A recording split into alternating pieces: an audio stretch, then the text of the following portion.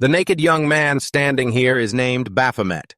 A few hours ago, he was the Demon King, the final boss of a colossal tower that anyone who climbed it sought to conquer. Everyone wanted to conquer the highest spire and kill him, but for years, no one had succeeded. With his ruthless nature and extraordinary power, he mercilessly crushes anyone who dares to climb this far up the tower, regardless of age or gender. To Baphomet, humans are nothing but trivial toys.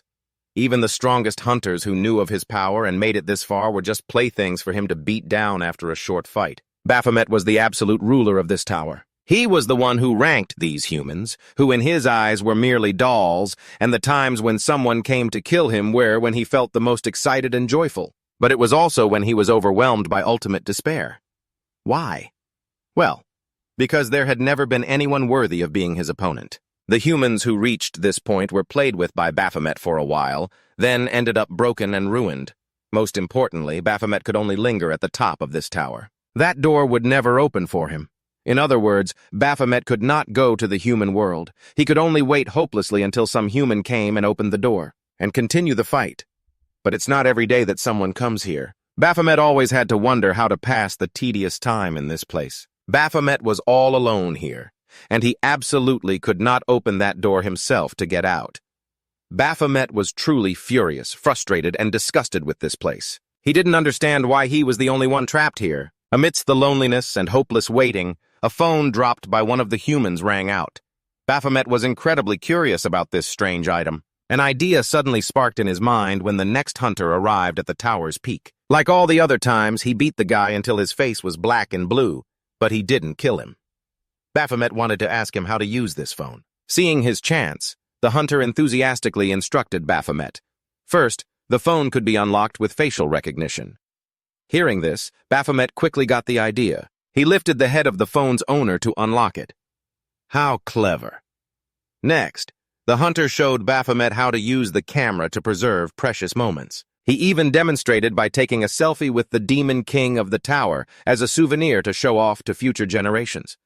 After that, the hunter continued to show the Demon King the phone's other features, like listening to music, the only neural stimulant allowed by this world's government. Besides that, there was also watching movies, surfing the web, playing games, and countless other features. Seeing that Baphomet had become quite proficient, the hunter thought his job here was done. He slowly and sneakily tried to escape, but this was the Demon King's domain. Indeed, his usefulness had ended, but so had the hunter's life. Baphomet was fascinated with this human toy.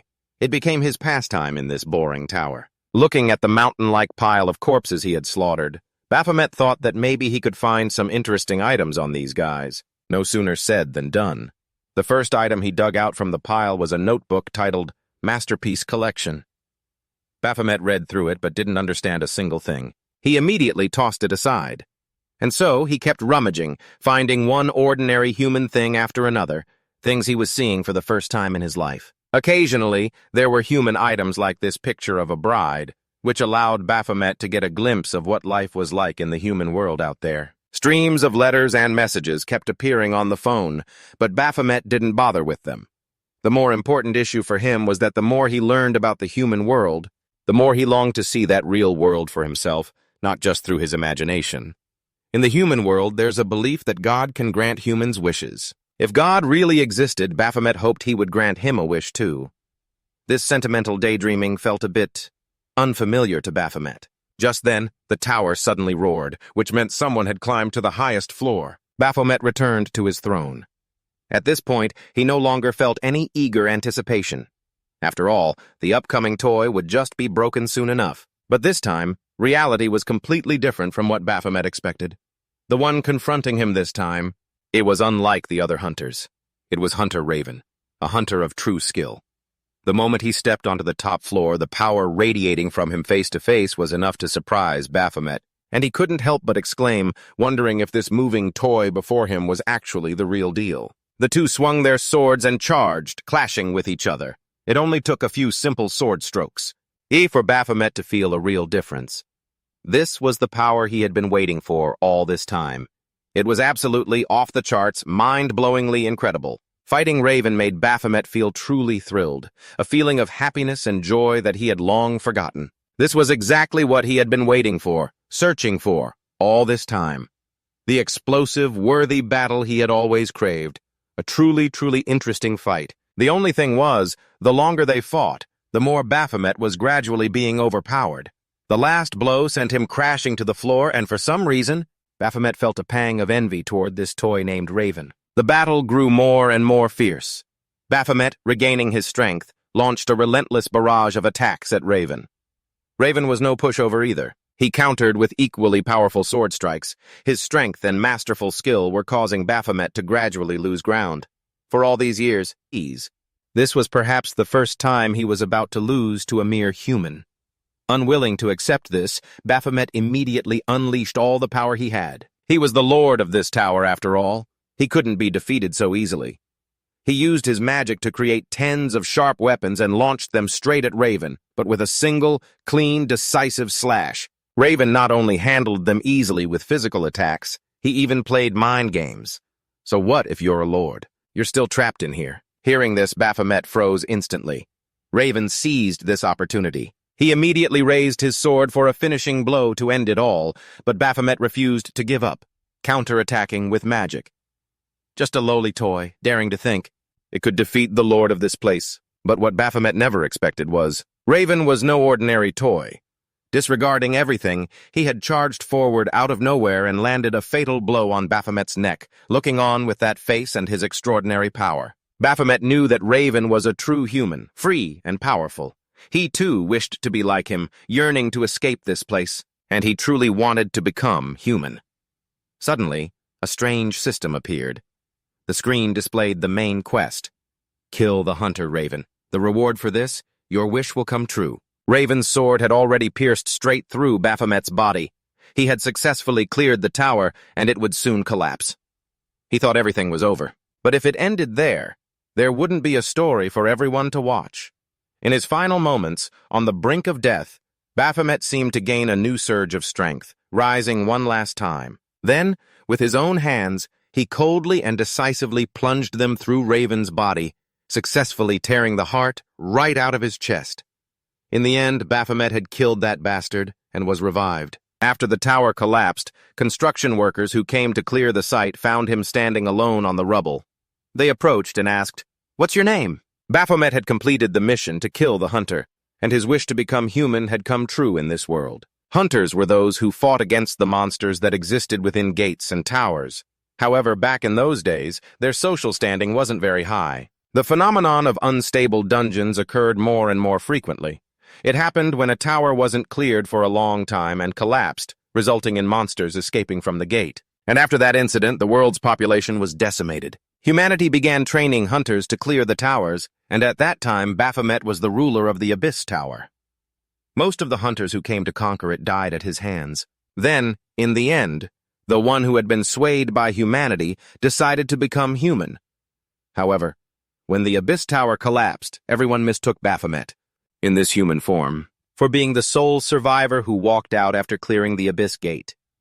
Since then, everyone wanted to witness the heroic power that Baphomet possessed. But the problem was, for some reason, upon becoming human, Baphomet had lost all of his original power, and from then on, Baphomet went from being a formidable, badass ruler of the towers to being labeled the fraud of the century. After that, life's twists and turns led him to become the foreman of the quarries behind a dungeon. At a certain dungeon quarry somewhere on Earth, this young, white-haired man named Griffin was a new recruit on the mining team. The team captain was giving him a tour of the dungeon and briefly introducing him to the work here. Actually, Griffin had been to this place a few months ago, but looking at it now, it seemed many times larger than before.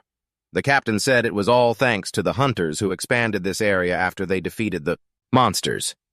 For his job, Griffin would be responsible for Section D, where the most gemstones were found.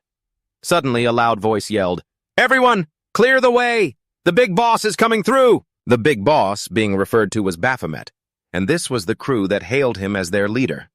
The captain then leaned close to Griffin and warned him in a low voice, "You shouldn't get involved with that group, because they're criminals who managed to escape down to this quarry.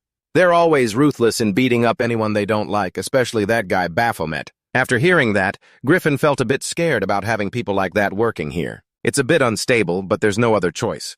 The contractor really likes Baphomet because he's excellent at his job. Soon enough, it was time to get paid. The captain cheerfully handed each person an envelope corresponding to their workload for the day. Of course, Baphomet's share was there too. He also mentioned that he'd already moved that thing over to the other passage. Hearing this, Baphomet flinched, his body trembling slightly. This caught Griffin's attention. After getting paid, Baphomet's underlings cheerfully suggested they take him out to enjoy something. Suddenly, one of the guys asked Baphomet what he spent his daily wages on.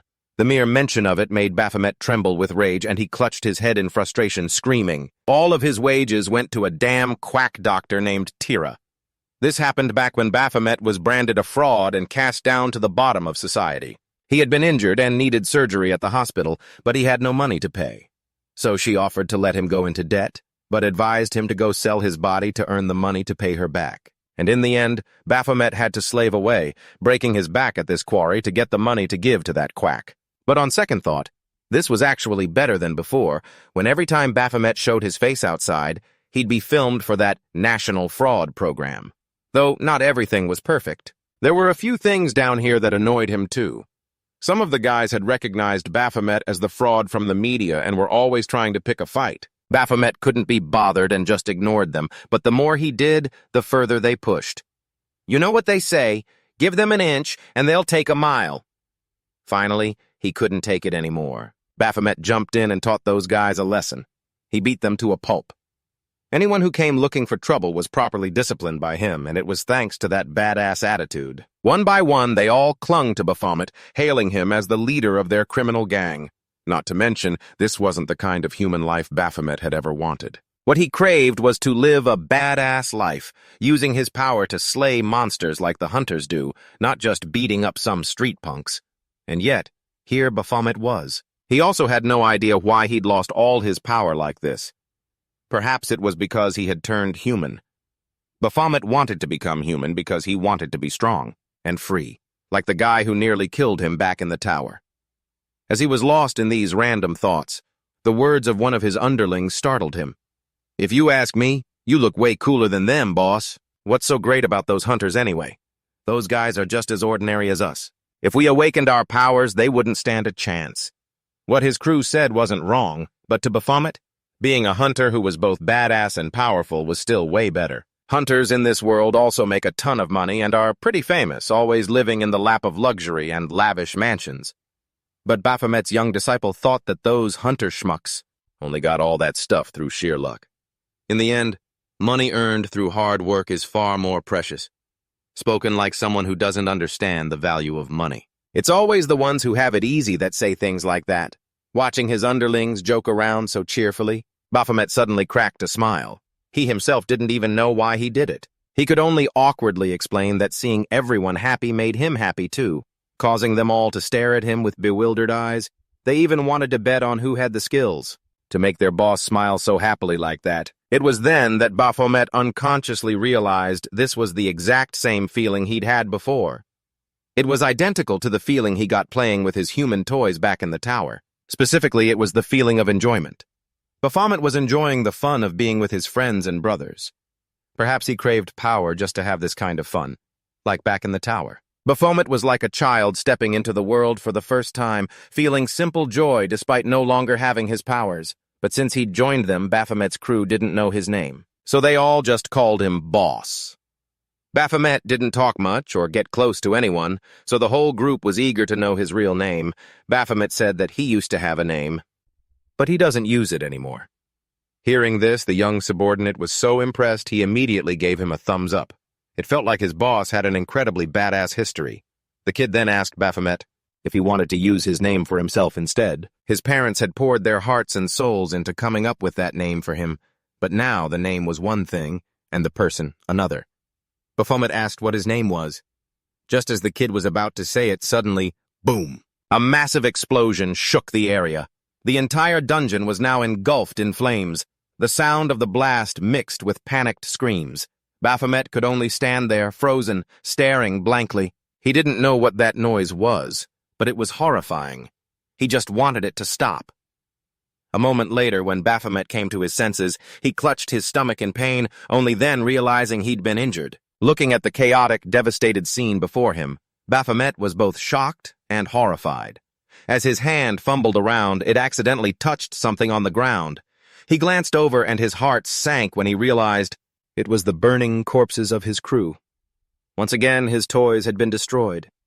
Baphomet had only just begun to feel a little bit of human warmth from this fun-loving group, this happy bunch, and now it had suddenly come to this. He collapsed, filled with both pain and resentment, screaming in fury, "What bastard did this?" A short while later, as the explosion's aftermath settled, the true culprit was revealed to be the new recruit, Griffin. His real identity was that of a hunter-poacher. He specializes in attacking and stealing spoils of war, like the two hunters in charge of this dungeon. When they found out, they immediately ran over, wanting to take him on. It was 2 against 1. Even if they couldn't kill him, they could cripple him. But Griffin didn't seem the least bit afraid, because to him, what the world knew was only half the truth. Griffin was a B-rank hunter, while the hunters in charge of this dungeon were only C-rank. So even with a numerical advantage, they didn't stand a chance of defeating him. Besides, they couldn't just abandon the civilians and run. Therefore, the male hunter told his partner to hurry outside and get help from other hunters. He would hold Griffin off himself. Just as he finished speaking, a sharp blade flew out of nowhere, cleanly slicing the hunter's throat. His partner saw this and screamed in terror. Finally, unable to hold back, she grabbed her weapon and charged at Griffin, wanting to teach him a lesson. Griffin just stood there calmly. Then he smirked contemptuously. "A hunter shouldn't get emotional. You'll only die faster that way." Then somehow, with just a slight flick of his wrist, he managed to wound the female hunter. Suddenly, a group of people stepped out of a spatial gate. They were Griffin's fellow poachers. He pointed at the collapsed female hunter and told his men that he'd cut her throat for talking too much. "Help yourselves."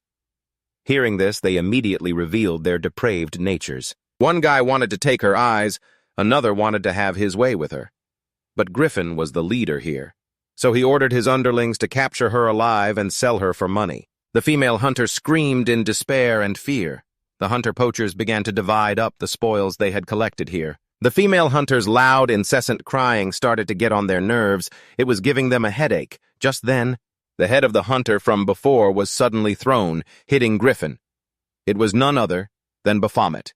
He had already beaten one of Griffin's men to a pulp while they weren't looking. A few minutes earlier, while Baphomet was still sinking in shock and despair, the system interface suddenly appeared. Displayed on the screen was a hidden quest: feel anger on behalf of the human race. The reward, the power he so desired. "What insect dares to break my toys?" In the quarry, Baphomet walked forward step by step. His lips were pressed into a thin line, his face cold and emotionless. His target was the sword stuck in the ground next to the male hunter's corpse. Baphomet reached out and grasped the hilt. A blue system window showed a faded white exclamation mark. It announced that when using a weapon belonging to someone else, its efficiency drops to 0%. Efficiency, 1%. The system appears to be bugged. The blue display slowly turned red. 4 disjointed words appeared on the screen. SYSTEMERROR. Just as Baphomet pulled the sword completely out of the ground. The display turned red. It indicated that Baphomet's Weapon Master passive had been activated. The Weapon Plunder skill was automatically activated due to the Weapon Master passive. Immediately after, Baphomet moved in a blur. A flash of white light flared, and just like that, the other accomplice's head flew from his neck, soaring high past the thieving hunter who was smoking. It landed right in front of him. Baphomet asked, "Who's the bastard?" The thieving hunter flinched, his mouth falling open as the cigarette dropped to the ground. He whipped his head around. Baphomet stood behind him, his face devoid of emotion. He swung the sword, and a warm red liquid sprayed out. He looked straight at the hunter and said, "He broke my toy." "You damn maggot!" one of the thieving hunters exclaimed in confusion. "Toy?" The 2 accomplices in front of him took a terrified step back as Baphomet stepped on the corpse of the man he'd just killed. Gripping the hilt of his sword, he stared directly at the thieving hunter. His lips barely moved as he asked, "Are you a survivor?" The hunter pulled the corner of his lip into a smirk, not understanding what he was talking about. Baphomet glared at them. "I'm asking if you guys are." As the thieving hunter cupped his hands around his mouth, laughing mockingly at Baphomet. "Aren't you a little too old to be playing with toys?" Baphomet didn't want to waste any more words and charged straight at him. The two accomplices blocking the way panicked and tried to retreat, but the hunter angrily screamed at them. "What are you bastards standing there for? Get in position!" He was a little surprised, wondering to himself, "Fomet, is that thug a hunter?" He let out a ferocious grin and said to Fomet, "Let's see what this bastard's got." The accomplice in front of him gripped his weapon tightly. The other one gritted his teeth with resolve. Fomet remarked, "So much prey at once. It's not every day I get this chance." The two accomplices, oblivious to their impending doom, rushed forward to attack Fomet, but in the next moment, with a single slash, Fomet sent both of their weapons flying, stunning them both. The blood-stained sword in Fomet's hand shot forward straight at one of the accomplices' faces. The other one was horrified by his speed. He only had time to glance over and witness his partner let out a single scream before the sword in Fomet's hand pierced through his head. The remaining accomplice screamed in a furious rage, "Damn it, you bastard!" and charged at Fomet. Fomet kicked the dead accomplice's body away. He forcefully pulled his sword back. Glancing at the accomplice attacking him, he easily caught the man's arm. He looked frighteningly cold as he raised the blood-soaked sword in his hand. The moment the sword came down, the second man's head was severed from his neck. A spray of warm red liquid splattered everywhere. Half of Fomet's face was cast in shadow. He looked up at the thieving hunter before him, his gaze incredibly sharp and cold. The thieving hunter stood his ground, still in the mood to smirk. The corners of his eyes crinkled with a cunning glint. He felt a surge of excitement, thinking to himself, "Well now, you're interesting." He gripped his weapon and lunged at Fomet. Fomet raised his arm, easily blocking the attack with his sword. Their weapons clashed, ringing out with each impact. The man laughed, looking intrigued. He said, "You're better than I thought." He asked him, "What's your rank?" Fomet glared at him without answering. The two weapons scraped against each other, creating a shower of sparks. They both pulled their weapons back at the same time. The man guessed, "Rank C?" But then he immediately denied it himself. "No, no." He laughed loudly, his whole face seeming to contort, making him look even more terrifying. He said excitedly, "You're above rank C." A bright slash of a blade cut across Fomet's neck. He leaned back just in time to dodge, but realized a new scratch had appeared on his cheek. Blood trickled down from the wound. He remained silent in the quarry. The thieving hunter kept blabbering on. "Why is a hunter like you hiding out here playing thug? Don't tell me you've got designs on this place too." He mockingly said, "Sorry for the intrusion." He rested his weapon on his shoulder, smiling with narrowed eyes. "Anyway, whatever you are, this is as far as you go." He charged toward him with a sinister expression, saying confidently, "Because you're about to die." Fomet calmly held the blood-soaked sword horizontally, his eyes cautiously watching the man in front of him. A beautifully curved slash was executed, so fast it couldn't be seen clearly. It could only be tracked by the flash of white light it left behind. Fomet was surprised when a wound appeared on his shoulder, followed immediately by one on his cheek. It happened so unexpectedly he had no time to react. But it didn't stop there. The next target was his thigh. Fomet raised his arm to block, and a gash appeared on his bicep. A moment later, multiple slashes flew out. With them came a continuous series of wounds on Fomet's body, but not a single strike hit any of his vital spots. The thieving hunter let out a cold smirk. At some point, his sword had separated into multiple segments, all connected by steel wires. It looked as though it had transformed into a long, sharp whip. He continuously manipulated the chain, lashing it repeatedly at Fomet. That was the reason for all the wounds on his body. He was confident Fomet couldn't beat him. He thought to himself that this chainsword was perfect for taking out bastards who rely on their physical strength. It was even more effective against those with no experience fighting hunters. He decided that since Fomet was a valuable resource, he would do him the special favor of cutting his head clean off. Suddenly, Fomet's eyes lit up. He swung his sword, easily deflecting the chainsword as it flew towards him. The thieving hunter was a bit surprised. He didn't understand why. Fomet, who had just been standing there taking the hits, had suddenly blocked the attack. Immediately after, he launched 2 more attacks. Fomet blocked them as well. The red display appeared, announcing that Fomet's outburst passive had been activated due to excessive blood loss. Fomet stood his ground, his arm a continuous blur as he easily parried every one of the thieving hunter's attacks. The system displayed another message stating that his skills would be increased by 15%. His eyes shone brightly. None of the thieving hunter's attacks could touch him anymore. The tomb-raiding hunter was astonished, unable to believe his eyes. He wondered, what the... Suddenly, he blocked all of his attacks.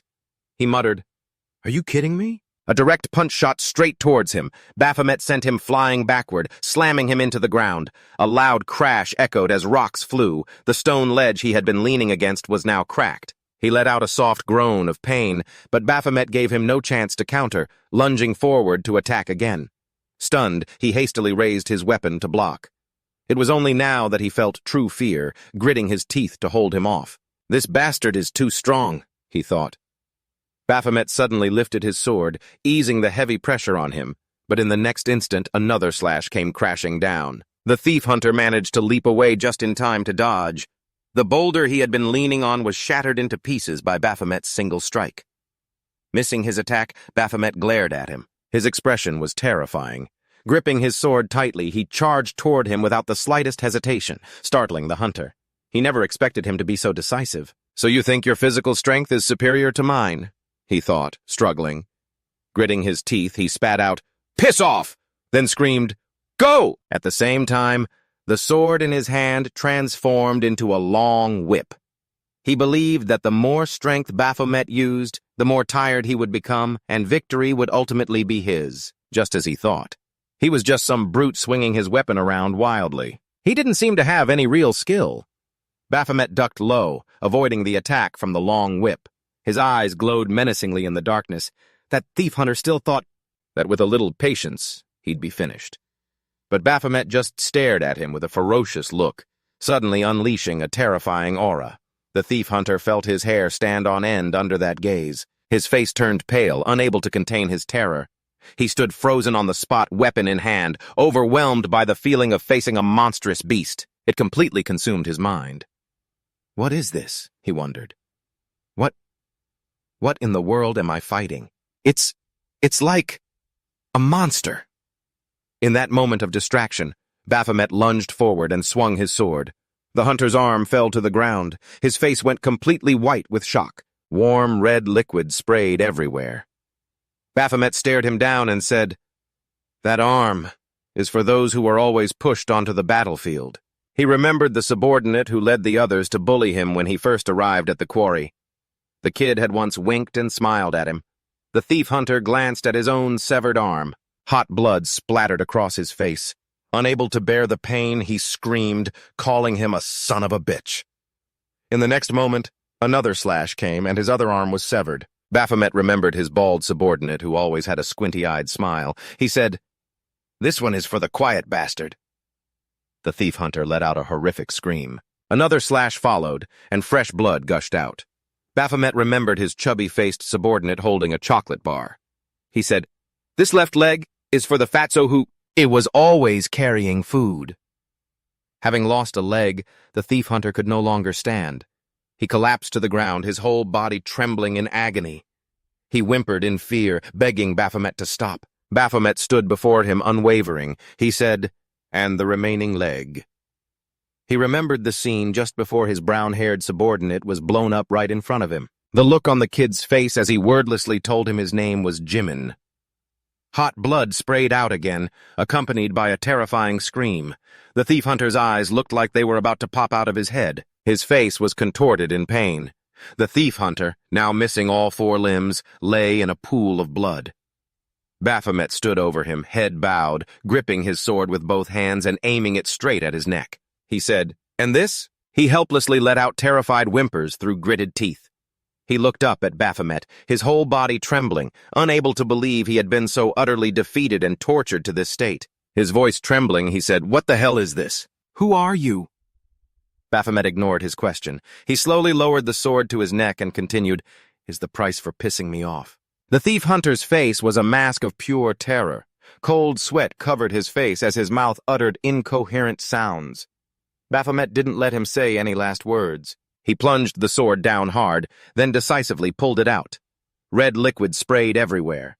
His face was shrouded in darkness, with only his eyes glowing menacingly in the night. The moment the sword pierced the thief hunter's neck, Baphomet felt an unprecedented, intense heat. He gritted his teeth and pulled the sword out as blood splattered everywhere. His entire body felt uncomfortably hot. He began to frantically hack at the thief hunter's corpse in front of him, blood spraying all over his body, making him look absolutely terrifying. That red notification display appeared again. It said that those who crave power will suffer a heavy consequence. Every cell in Baphomet's body seemed to be screaming in madness. He had almost lost control and become a monster. Baphomet was no longer human on this tower. He needed a human to offer themselves up to him. The display indicated his current status was State Berserker's Rage, triggering factor. Bloodlust has been activated due to an outburst. Baphomet clutched his head with one hand, his sword in the other. His body screamed, "So hot, I need a human. Not these chunks of meat." A living person? Suddenly, behind him came the groan of someone alive. His soulless eyes glowed frighteningly. He had found what he needed. He turned his head and walked toward the female hunter collapsed on the ground. He pointed his blood-soaked sword at her. In his bloodthirsty, murderous rage, he recognized that she was human. A living human was here. Something in his head was screaming at him, "Kill them!" Baphomet hesitated, standing in place, his face shrouded in darkness and deep malice. That thing screamed that he was a creature born to kill. "Humans! Kill them!" He slowly raised his sword, controlled by that damn voice in his head. Suddenly, someone else appeared in the quarry. In fact, it seemed like there was more than one person. Someone spoke up, reporting to a manager. He said, "There's someone still alive here." Baphomet was drawn to the sound of his voice. The sword in his hand paused. His soulless eyes glanced toward the source of the sound. He heard the person continue, "But the situation is very strange. One survivor is trying to kill another." The manager asked him, "Are there any corpses or mangled flesh nearby?" He grabbed the radio and continued to report, "He looks a lot like the person we're looking for." Just as he finished his sentence, a hand suddenly clapped him on the back. "That's the manager he just called. He says he's here now, so he can put down the walkie-talkie." As he finished speaking, the manager looked toward Fomet, who was holding a sword. He was a bit surprised after getting a clear look at his face. He said the person they were looking for doesn't look like this. Fomet had almost completely lost his self-control. In his mind, all he could register was that there were humans in front of him, 2 of them. After realizing there were 2 people, he didn't hesitate for a second, charging forward with his sword to attack them both. The manager said he thought he'd seen Fomet's face somewhere before. As he said that, he realized Fomet was charging at them. The glasses on his face glinted. The other man who spotted Fomet widened his eyes in shock as a red light gleamed in Fomet's eyes. He roared in fury, screaming, "Die!" Suddenly, a slender, glowing hand appeared in the air right in front of him. Its thumb and middle finger were held together. Fomet froze, completely confused. Someone sighed, "Do you have any idea how hard it was to capture you alive? I can't let you die just yet." Right after that, the hand flicked him in the middle of his forehead, telling him to be a good boy and sleep for a while. Fomet, who had been charging at the 2 newcomers, suddenly froze. His head was flicked backward, and he fell to the ground, completely unconscious. As the 2 newcomers stared in utter confusion, Fomet drifted into unconsciousness. He wondered what that hand was. In his mind, a voice seemed to be calling, "Met Fomet." He saw himself in the form of a goat-headed monster, sitting upright in a tower. He sat there, listening to his followers call him Lord Fomet. They promised to serve him forever, to serve him forever. Fomet reached out his hand and commanded, "Kill! Kill all of humanity on Earth!" He was a bloodthirsty monster who loved to slaughter. He wanted all of creation to kneel before the name Fomet. Suddenly someone called him a frog at the bottom of a well. A sharp sword stabbed down violently. Red blood splattered everywhere, staining the blade. He saw himself in his human body bound with a sword piercing straight through his face. Javen, shrouded in darkness, said, "You probably have no idea, do you? Back when you were the ruler of the tower." Javen's face slowly came into view, his expression frighteningly cold as he spoke the truth. "You are nothing but a weakling." Fomet gritted his teeth, unwilling to accept it, as he heard Javen say, "The weak deserve to be sent to hell." The nightmare jolted Fomet awake. His whole body was stiff, still not fully conscious. His eyes flew open, darting around frantically. He thought to himself, "What the?" He was on one knee on the floor. He turned his head, looking around and mumbled, wondering where he was. He was sure he'd been at the quarry. Suddenly, a mechanical voice echoed out. The person asked if he could hear him. "You're finally awake." Fomet heard the voice but didn't understand anything. Elsewhere, the person speaking to Fomet smirked as he heard him ask who he was. He didn't answer Fomet's question, instead saying cryptically, "A rare miner, I see."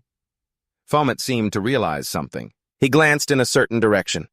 The other person continued to ramble. "No wonder your face looks so familiar. You're the miner who was arrested for illegally trying to destroy the Hell Tower, right? But for a miner like you to coincidentally kill the hunter we were searching for, are you going to try and lie again?" His face was shrouded in darkness, his mouth opening and closing as he recited a mountain of information. He asked Fomet, "Did you kill that hunter?" Fomet fell into deep thought. His mind latched onto the keywords kill and hunter. He thought to himself, "Is he talking about that bastard whose limbs I crushed?" He stood motionless in the room. His entire face was dark, his expression unreadable.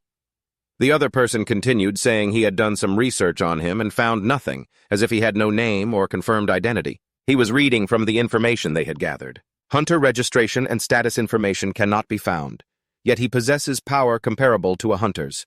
Could it be that this person has not yet registered as a hunter? Or is he in his awakening phase? He asked again what Fomet's identity was. Fomet's face darkened and he didn't reply. Seeing his reaction, the man said, "We will decide what to do with you, based on the answer you provide." His sentence was cut short by a sudden punch. Fomet, who had been standing motionless, had suddenly lashed out, punching the black glass installed on the wall, shattering it and leaving a small hole. Fomet's fist remained pressed against the glass as cracks spread out from the impact point. In a cold voice, he said, "Stop your rambling. Why are you asking so many questions?" Behind the glass, the man who had been interrogating him was stunned into silence. Fomet held his pose in front of the glass. He said, "If you want to know someone's name, you should introduce yourself first. But you have me locked in a cage, casually watching me from behind a thick wall." He couldn't help but curse, "You despicable bastard." His voice echoed through the room. He asked again, "A miner? Who the hell made me this way? It was them who made a deal with me first, in the name of being a hero. And that hunter you all were chasing? I admit it, I'm the one who killed him." He asked, "So what about it? Am I supposed to sit here and reflect on my actions?" At this, his eyes widened with rage, his expression turning ferocious. He demanded, "Why the hell should I have to do that? He was the one who provoked me first. So I don't care how many times he comes back to life, I'll kill him every single time." His face was terrifyingly grim as he stared as if straight through the glass at the other man. Without hiding his malice in the slightest, he said, "And then I'll rip his arms and legs off. Grind him to pieces, leaving not a single trace behind. That way no one would ever know he existed."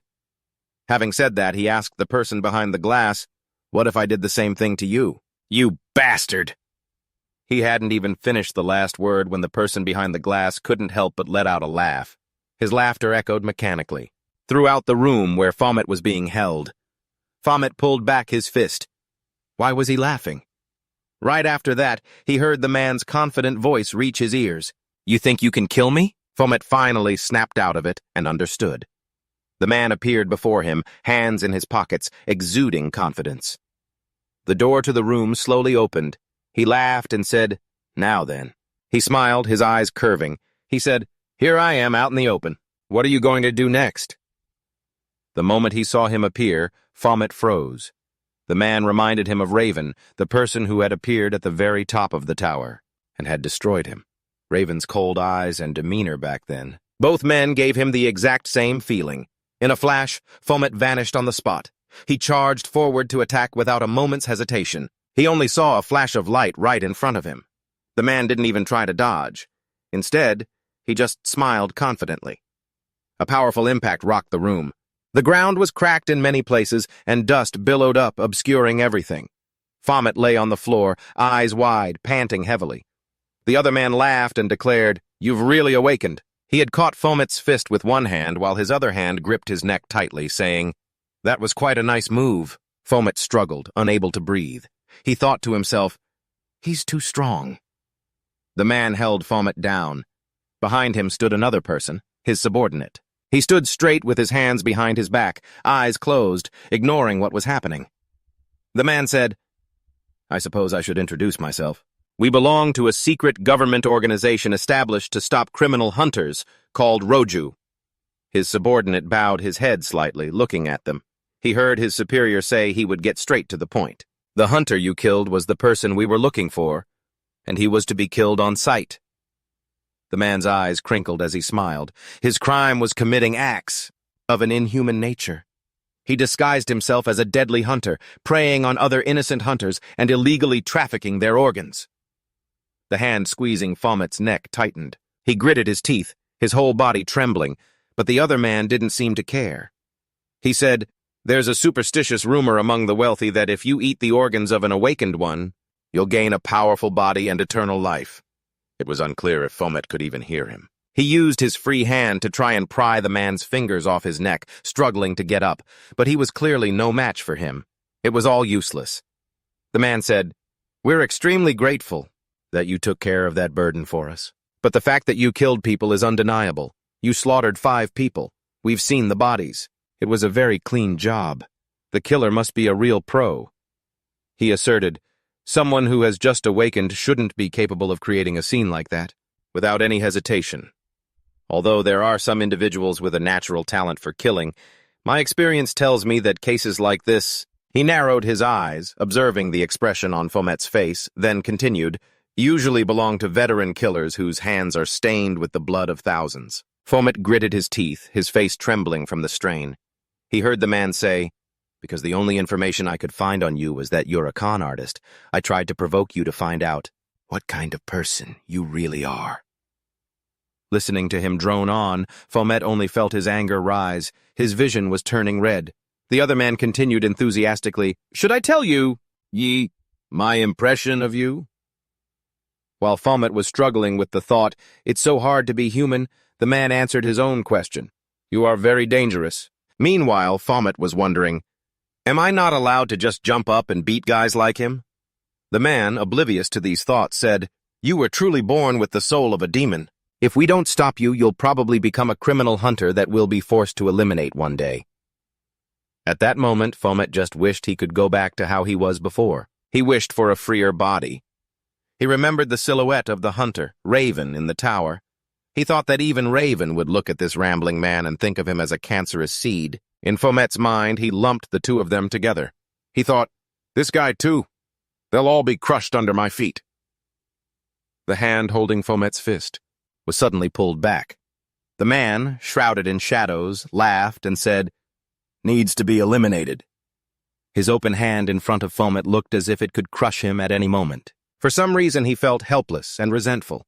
He couldn't take it anymore and cursed silently. At the towering skyscraper that served as the Hunter Management Center headquarters, many people were inside, waiting for service. The clear voices of professional female employees echoed continuously. They were saying thank you and wishing someone to grow stronger soon. Then they would pleasantly ask if that person wanted to continue paying the rental fee for their gun. The female employee called out, "Number 10022? She looked at the person who had just appeared before her and gave a professional smile. She greeted him. "Hello, how can I help you?" Fomet was wearing a different set of clothes. There was an adhesive bandage on his face. He looked straight at the employee without answering right away, recalling the scene from before. The man who had been choking and pinning him down had brought his face close to his and smiled like a cunning old fox. Deviously, he pointed his index finger at Fomet's chest and asked, "Are you scared now?" He pushed himself up off of Fomet and said, "Even we wouldn't dare do anything that reckless. Besides, I quite like your personality." Fomet rubbed his aching neck, glaring at the man defensively. He heard him say, "With a gift like yours, you should be able to handle any problem." He didn't understand what the man was talking about. Right after, the man made a serious offer. Become a hunter under Roju's command. That talent for killing should be dedicated to Roju. Returning to the present, he looked at the female employee and said, "I'm here to register as a hunter." The employee smiled and said, "I understand." She asked for his ID and the results of his hunter aptitude test. He remembered the man with the glasses mentioning they would make a few small changes regarding Ha's identity. He also said he would contact other agencies to help him pass the aptitude test. After a few moments on her computer, the female employee smiled and said the check was complete. "Thank you. Now please register a code name." She explained that it's the name he will use as a hunter. He remembered what the man with the glasses had told him. The policy of creating a completely separate codename is to clearly distinguish between ordinary people and hunters. Without one, you can't register. The female employee asked if he had any ideas for a codename. It has to be different from your real name. If he didn't, she said they could suggest a few. Fomet's mind went back to what the man with the glasses had told him before he came here. He had said that in this line of work. Many organizations have to operate in secret because this industry already attracts a lot of attention. But you should try to get by without drawing too much attention. Fomet smirked and thought to himself, he's going to regret giving me this chance. I'll become stronger than anyone. And he looked straight at the female employee, smiled, and then said his code name, Fomet. Fomet was confident that he would make anyone tremble upon hearing his name. A wolf with fur as white as snow was baring its massive mouth full of sharp teeth. It looked ferocious, as if it wanted to tear its prey to shreds. With a single knee strike, Fomet easily took it down. Another wolf behind him, baring its fangs, lunged forward to take this opportunity to attack him. It was as if Fomet had already predicted it. He quickly spun around and faced the wolf with his bare hands. He easily grabbed the wolf and, with a single arm throw, effortlessly slammed it to the ground. Behind him, several other wolves were still baring their fangs and growling, not daring to advance. They knew they were no match for him, so they wisely retreated. A massive beast's foot slammed down, making the ground tremble throughout the forest. The dire Wolf King, with 2 glowing eyes and a colossal body, gradually appeared. It reached out a hand with sharp claws, about to attack Fomet. But he suddenly raised his hand, gesturing for it, to wait a moment. This made it stop in surprise. It stared at him, its eyes bulging as if they were about to pop out. Fomet raised his hand into the air, wanting to test his summoning magic. He stood there and said, "Come forth." But what he was waiting for didn't appear. Nothing in the forest changed at all. Standing before the dire Wolf King, he looked like he was playing the fool. He held his pose and wondered to himself, "It's not coming?" The dire Wolf King probably thought it was being toyed with. It lost its patience and swung its arm down at where he stood. A moment later, as if realizing something, it froze in shock, its eyes wide open. It stood motionless, looking down at the human who had just landed a punch on its body. With just that one punch, all of its internal organs felt like they had been shattered. Blood sprayed violently from its body. With this overwhelming power, it clearly had no ability to fight back. Fomet stepped out of the magical teleportation gate. Just as I expected, he thought. With one hand in his pocket and the other held open, he looked at his palm, feeling a bit disappointed, because his power hadn't fully returned to him yet.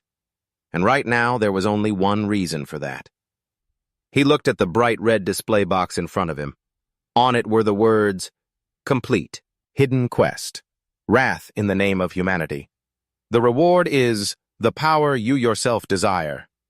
He brought a hand to his chin, deep in thought, pondering the phrase, "the power you yourself desire." He understood.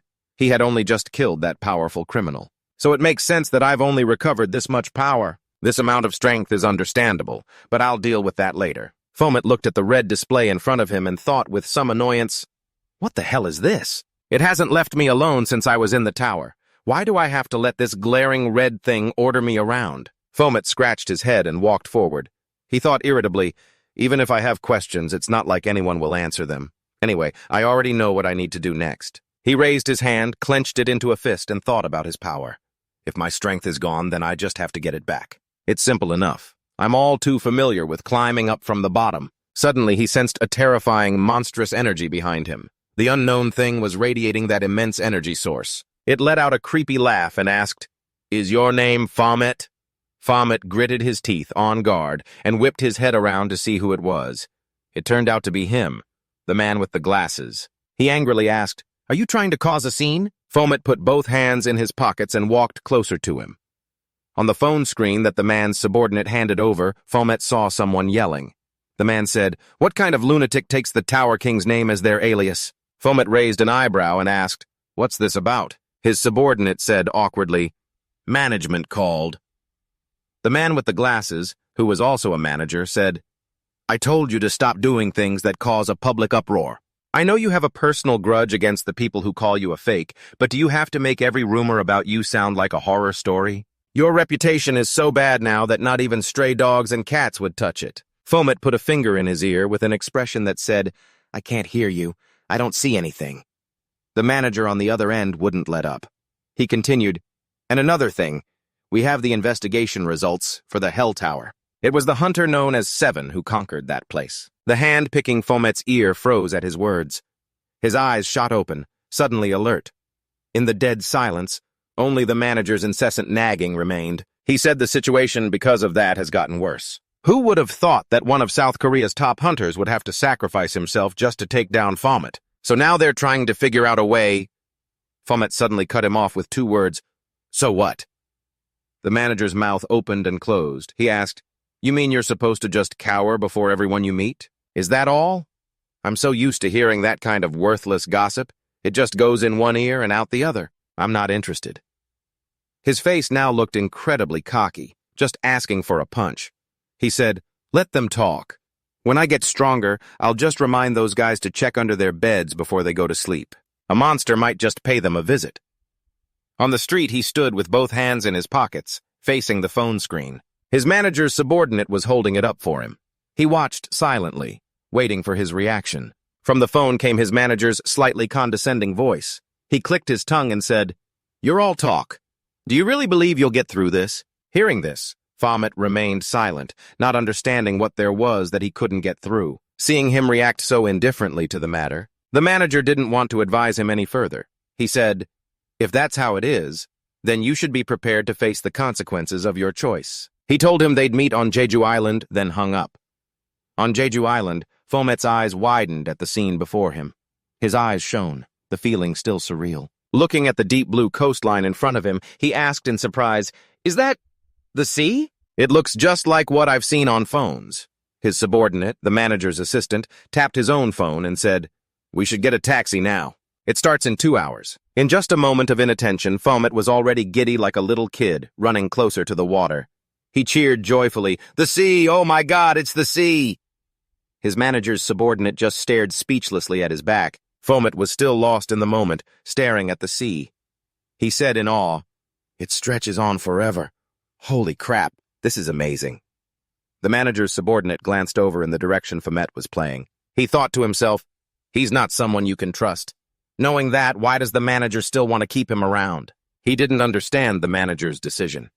He remembered when it was just the 2 of them, the manager sitting in a chair telling him, You know as well as I do, Taeyong, this job isn't for ordinary people. He laced his fingers together, rested his chin on them, and said with a smile, They need someone with just the right flaws to be easily manipulated.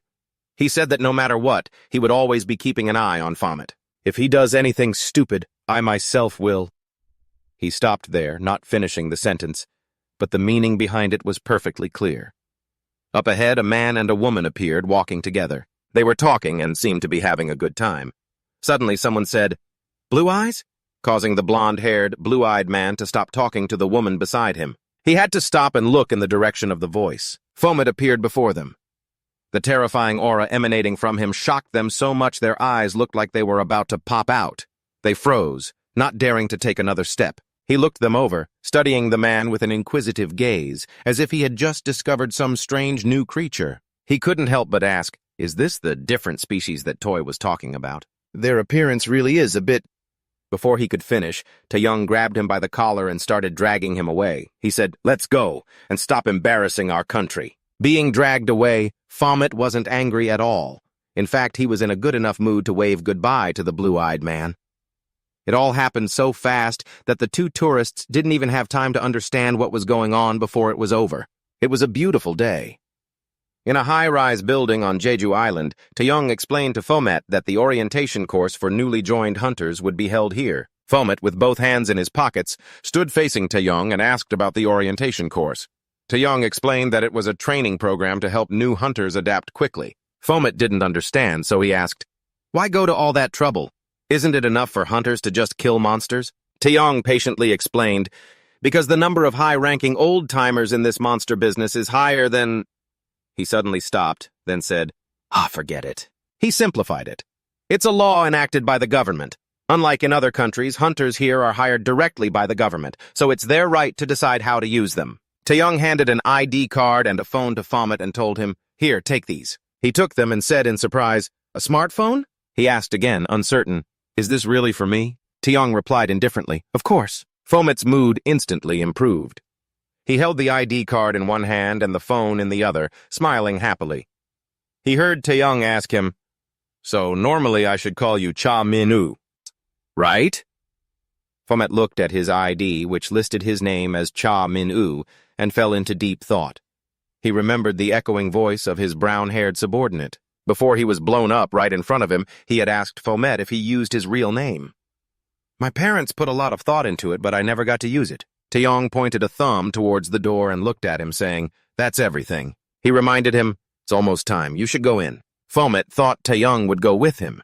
He said, "You've been monitoring me this whole time, haven't you?" Taeyong thought to himself, "He's sharper than he looks." As Fomet watched expectantly, he looked him straight in the eye and said, "Just go inside. You'll find out soon enough." Fomet's eyes darkened. He was annoyed but kept it to himself, that guy's words, "You'll find out soon enough," echoing in his head. In the vast auditorium, the manager stood on stage, ready to speak. He said, "Welcome, hunters," then introduced himself as the one in charge of today's training course. Smiling like a cunning old fox, he said his name was Ma Xiong-un. Fomet looked at him on the stage and thought to himself, so that's what he meant. In the cafeteria, a few hunters were milling about the food counters, getting their meals. Fomet suddenly spoke up, asking, "What the hell is going on here?" He glared at the manager, Ma Xiong-un, who was standing next to him. "Aren't you supposed to be on some secret intelligence team or something?" he asked. Ma Xiong-un broke into a sweat. He hurriedly told Fomet to keep his voice down. "Someone might hear you," he explained. "Officially, I'm a member of the Hunter Management Center. Got it?" Fomet retorted bluntly. "You're pretty good at deceiving people, huh?" He laughed shamelessly, saying it was less boring than being the hypocrite of the century. Annoyed, Fomet asked, "What did you just say?" He tilted his head slightly, gesturing towards a few people nearby who were covering their mouths and gossiping. Then he told Fomet to look at them. "They've been making you the topic of their conversation for a while now." He said their bonds probably deepened after having such a hard time dealing with Fomet. Every single one of them was glaring at Fomet with malice. One of the men in this group asked the guy next to him, "Hey, over there, isn't that the fraud? He still dares to drag his sorry ass here? And to top it all off, he's using the code name Fomet." Fomet glanced at them, unfazed, as he heard them call him a psycho. Ma Xiong-un covered his mouth and whispered with an awkward look, "See? That's what I mean. Don't act like you know me. I don't want to get dragged into your mess." Just then, a girl with short, shoulder-length brown hair waved and called out cheerfully to Ma Xiong-un, "Manager, over here!" Ma Xiong-un instantly spun around. "Yeah, I'm coming," he called out, leaving Fomet standing alone with his plate of food. Fomet just looked away. He didn't care. Fine by me, he thought. He couldn't be bothered with them anyway. Enjoying his food was much more fun. Ma Xiong-un watched Fomet sitting at a nearby table. Seeing his joyful expression and the pink, flowery aura radiating from him, he wondered, why does he look so weirdly happy? He asked himself, is he just putting on a brave front? What a resilient guy. Still, it's a relief to know he's that mentally tough. Suddenly, something made him jump, his brows knitting together. A group of hunters was approaching out of nowhere, catching him by surprise. He looked at them and wondered, why are A-rank hunters here? They walked in together, full of arrogance. A bad feeling washed over Ma Xiong-un. Trembling, his face drenched in sweat, he wondered, what's happening? Why are A-ranks? The short, brown-haired girl, who had been watching the newcomers, turned to him in surprise. What's wrong? You didn't get the notice? She explained that a few A-rank hunters would also be starting their special training today. Ma Xiong-un asked, isn't that supposed to be next week? She replied, they just kept pushing it back. It finally ended up being today, so no wonder you couldn't keep track. She then asked, but isn't this a good opportunity? The rookies can learn a thing or two from them. Sweating bullets, Ma Xiong-un forced a smile and said, that's right. Anyone can learn something new, he said, then thought of Fomet. Except for that one. Fomet, completely oblivious to the commotion, stared intently at the lavish spread of food he'd just gotten. His eyes sparkled with happiness as he murmured, this is heaven. He blushed, smiling to himself, and remembered there was some kind of app on phones for taking pictures of food. It made him really curious. After all, as a demon, he never needed to eat. He stared at the dishes and thought, I've tried porridge and ramen before, but never anything like this. What are you supposed to say at a time like this? Oh, right. Fomet remembered. He picked up his spoon, his eyes crinkling into a smile, and said, "Bon appétit." Before he could finish, someone grabbed a glass of water and poured it straight over his head. Everyone in the cafeteria was stunned. Everyone whipped their heads around to look. The person who poured the water taunted, "Well, if it isn't the renowned Fomet." Fomet froze, too shocked to react. Someone in the crowd asked, "Who is that guy?" The troublemaker raised an eyebrow at Fomet, his gaze challenging. "A pleasure to finally meet you. I've been so curious to see just how impressive you really are. But it turns out you're just a regular guy, huh?" Someone answered the curious onlooker. "That's Leon, an A-rank hunter." His companion approached, calling him by his real name. "Bang Di Huan, what are you doing?" Fomet remained seated, his face dripping with water, but showed no reaction. Bang Di Huan's companion tried to stop him, saying, "You're being so rude." "Everyone's watching!" Bang Di Huan angrily gritted his teeth and shot back, "So what? How am I supposed to just act like nothing happened?" "When I finally get to meet this bastard in person." The companion with Bang Di Huan apologized to Fomet on his behalf, but also criticized him, saying he wasn't entirely innocent because they had lost many comrades to that very Fomet. That person said that using that codename was tantamount to mocking the other hunters. A cold sweat trickled down Fomet's cheek. He glared, looking furious. The other guy, oblivious, kept advising him to choose a more suitable name. Before he could finish, Fomet grabbed the food tray from the table and dumped it straight onto Bang Ji Hoon's head. As he stared in stunned disbelief, everyone around them watched in shock, unable to believe their eyes. Marcolon Un suddenly slammed his head on the table as if he had died, his soul about to leave his body. The short, brown-haired girl next to him asked worriedly, "What's wrong?" Bang Ji Hoon gritted his teeth in fury, hissing through them, "What the—" He grabbed Fomet by the collar and said furiously, "You got a death wish?" Fomet looked at him indifferently. He opened his mouth and said, "You're making such a scene over a name. Don't worry. He won't be resurrected just because you're using his name." These words from Fomet only enraged him further. He asked, "What did you say, you son of a bitch?"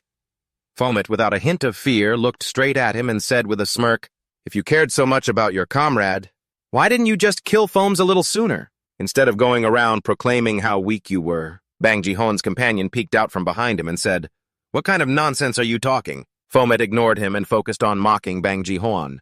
He said, "I get it now. You were too weak, so you couldn't do it even if you wanted to, right?" The moment Fomet finished with, "Am I wrong?" Bang Ji Hoon's rage hit its peak. His eyes widened as he glared at Fomet. "You bastard, have you said enough?" Bang Ji Hoon said with a terrifying expression, clenching his fists, ready to attack Fomet. A blue screen indicated that the skill Strengthening, which increases physical power, was activating. Marcelon raised an eyebrow in surprise. He hadn't expected things to go this far. Bang Ji Hoon glared furiously at Fomet, spitting out each word, "Fomet! That monster killed him." He remembered Raven laughing and talking with him. "Your punch is really powerful. Just blocking it is a real challenge." Raven had said friendly that with a punch like that, he would surely pass the promotion test with ease. Bang Ji Hoon swung his fist at Fomet, yelling, "It killed Raven!" Fomet watched the attack hurtling toward him, hesitating on whether to dodge or block. He thought to himself, either way, blood's going to be spilled. Suddenly, someone appeared and stopped his fist. That person reminded Bang Ji Hoon, "Fighting here is against the rules." Bang Ji Hoon's fist froze right in front of Fomet. He glanced at the person who had stopped him. Even Fomet wanted to know who had stepped in to help him. He turned his head to look at the person and was startled. It was a familiar face. The hunters who were watching also recognized him. Someone said in surprise, "That hunter." The person next to him asked curiously, "Who is it?" He replied, "That's his younger brother." Fomet's eyes widened in shock, unable to believe what he was seeing. The person in front of him, with his cold demeanor, looked identical to the hunter, Gia Van, the one Fomet had killed in the tower. He heard the onlookers say that this was Hunter Gia Van's younger brother.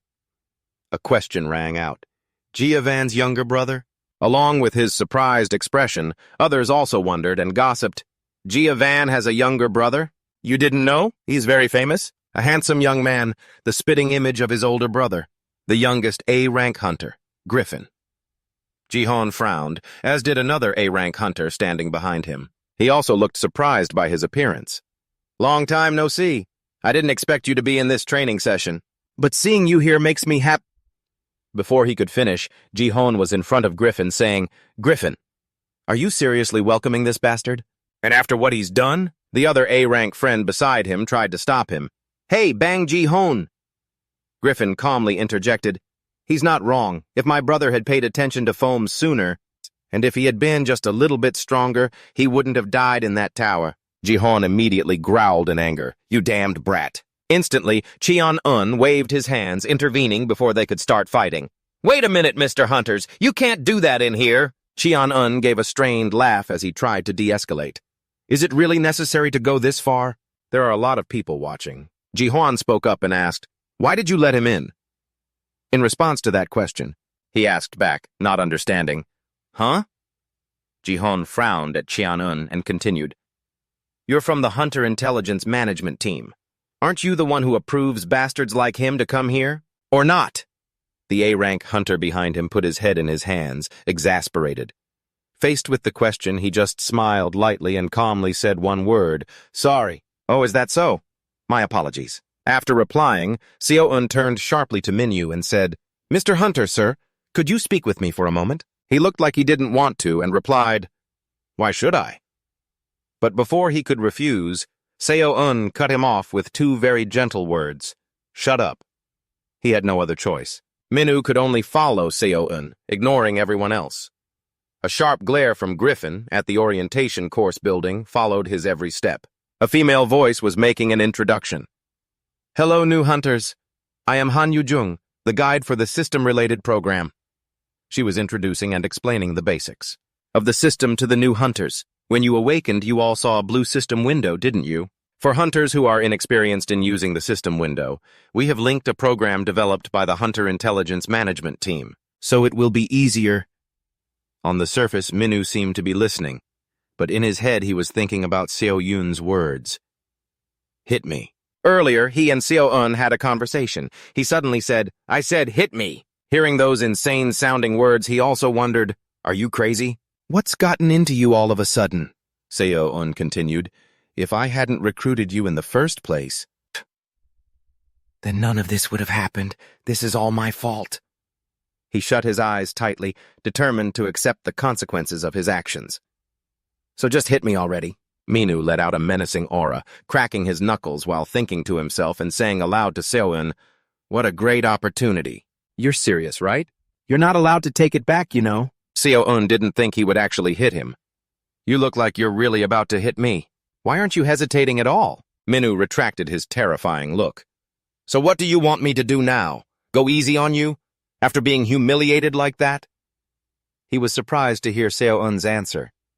"Yes, go easy on them, just until you become stronger." Seo-un continued, making him understand. "Listen to me. Once you become stronger, no one will dare say such insulting things. So brazenly to you again. To do that, you need to humble yourself for a bit." He paused for a moment, then continued. "Even with 100 people like you right now, you still couldn't defeat a single A-rank hunter. That's the truth." Before the flashback ended, Seo-yun's last words were, "In other words, from now on, don't say anything and just learn to lower your head." A hand held a phone with an unflattering headline as a voice spoke up. "So that piece of trash is a professional con artist, huh?" Two new hunters were reading the news, speaking with contempt. "Who does he think he is, daring to come here?" "It's because of bastards like him that normal hunters like us get criticized. I was so happy when I came here to train, but then flies like him are making me—" The story was cut off. A fist slammed into the nearby vending machine. The two immediately fell silent, looking toward the source of the sound. A voice rang out, "Son of a bitch, it ate my money!" The owner of that voice was Minyu, and he was glaring as a warning to those two. "Should I smash it real good to make it spit the money out?" The two flinched, their faces turning pale with fear. They immediately tried to change the subject and leave.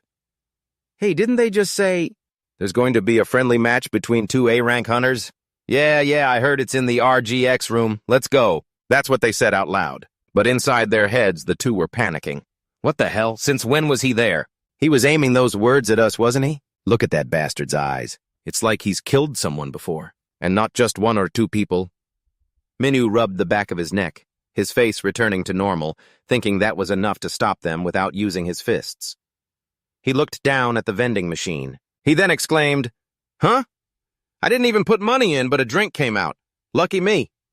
As Minwoo drank, he thought, come to think of it, those brats just mentioned a friendly match between A-rank hunters. Right?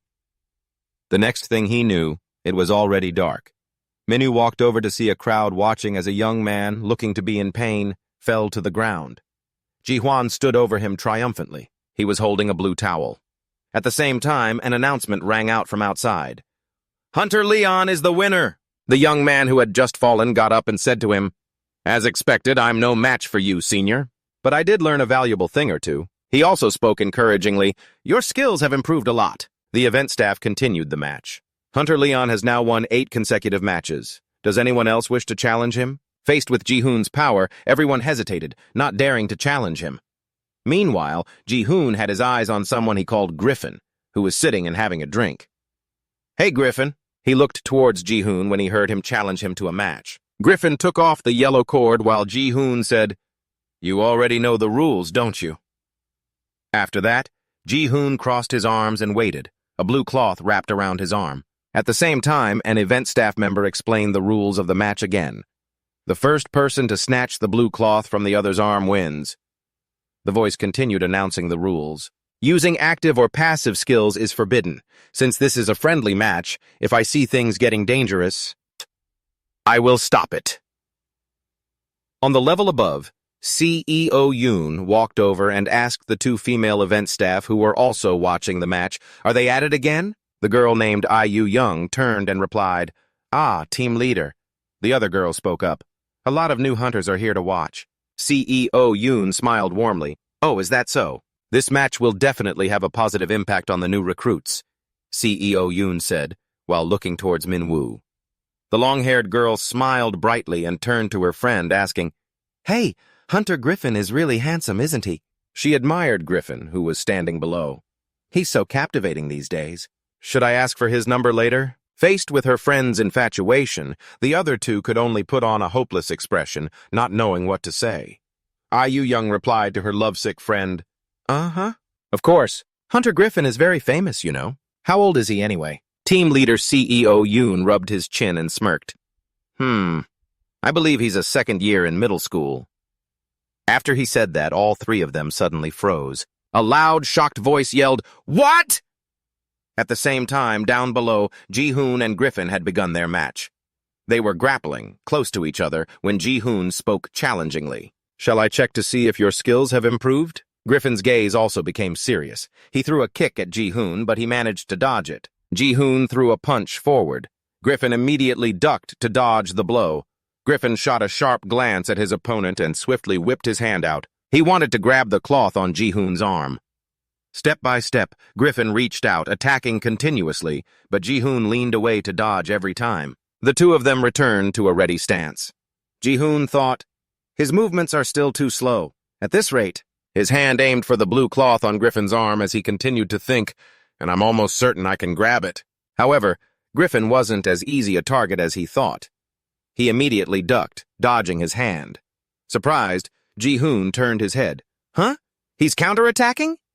At that moment, Griffin successfully snatched the blue cloth from Ji-hoon.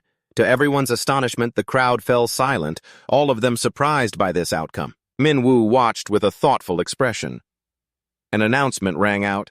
Hunter Griffin is the winner. Griffin held the blue cloth he had just won. Murmurs and praise spread through the crowd. Hunter Leon couldn't even catch him. Did you see Griffin's movements? I couldn't follow his movements at all. And he's that skilled without even using any abilities. As expected of an A-rank hunter. The chatter continued from the sidelines. It's only a matter of time before he's promoted to S-rank. Just then, his eyes locked onto something, as if he had found his new prey. A hand reached out.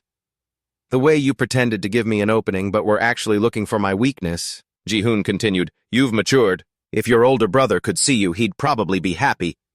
A voice from Griffin cut him off. Supervisor, can I have another match? The event staff did not refuse, replying, sure. But with whom?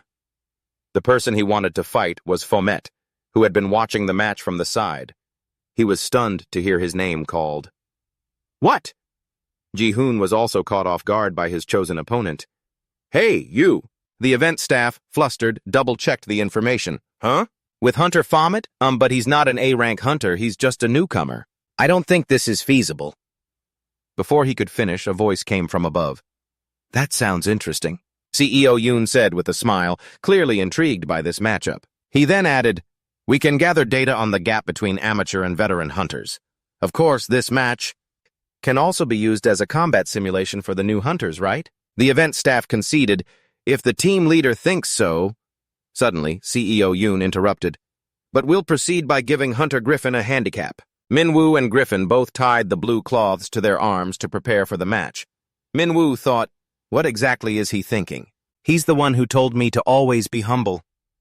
At the same time, CEO Yoon, from above, thought cheerfully, once he gets beaten, he'll stop being so arrogant. Minwoo looked at Griffin, sizing up his opponent. He saw Griffin cracking his shoulders to prepare. So, he's Jaeyoon's younger brother. Minwoo understood his current state. First of all, in my current condition, it's almost impossible for me to win. A glance flickered up at him that Minwoo didn't notice, still calculating in his head. It's best if I take a few hits and then throw him straight into the...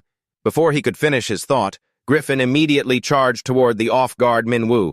He gritted his teeth and used his arm to block Griffin's fist.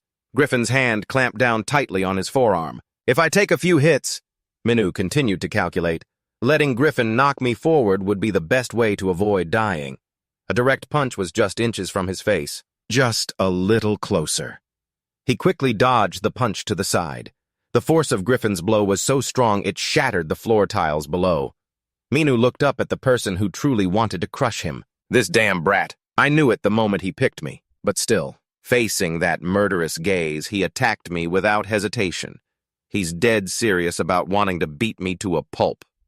On the outside, everyone could see his seriousness. Even Griffin seemed worried by him. Who told him to use the name of the demon that killed his brother as a code name?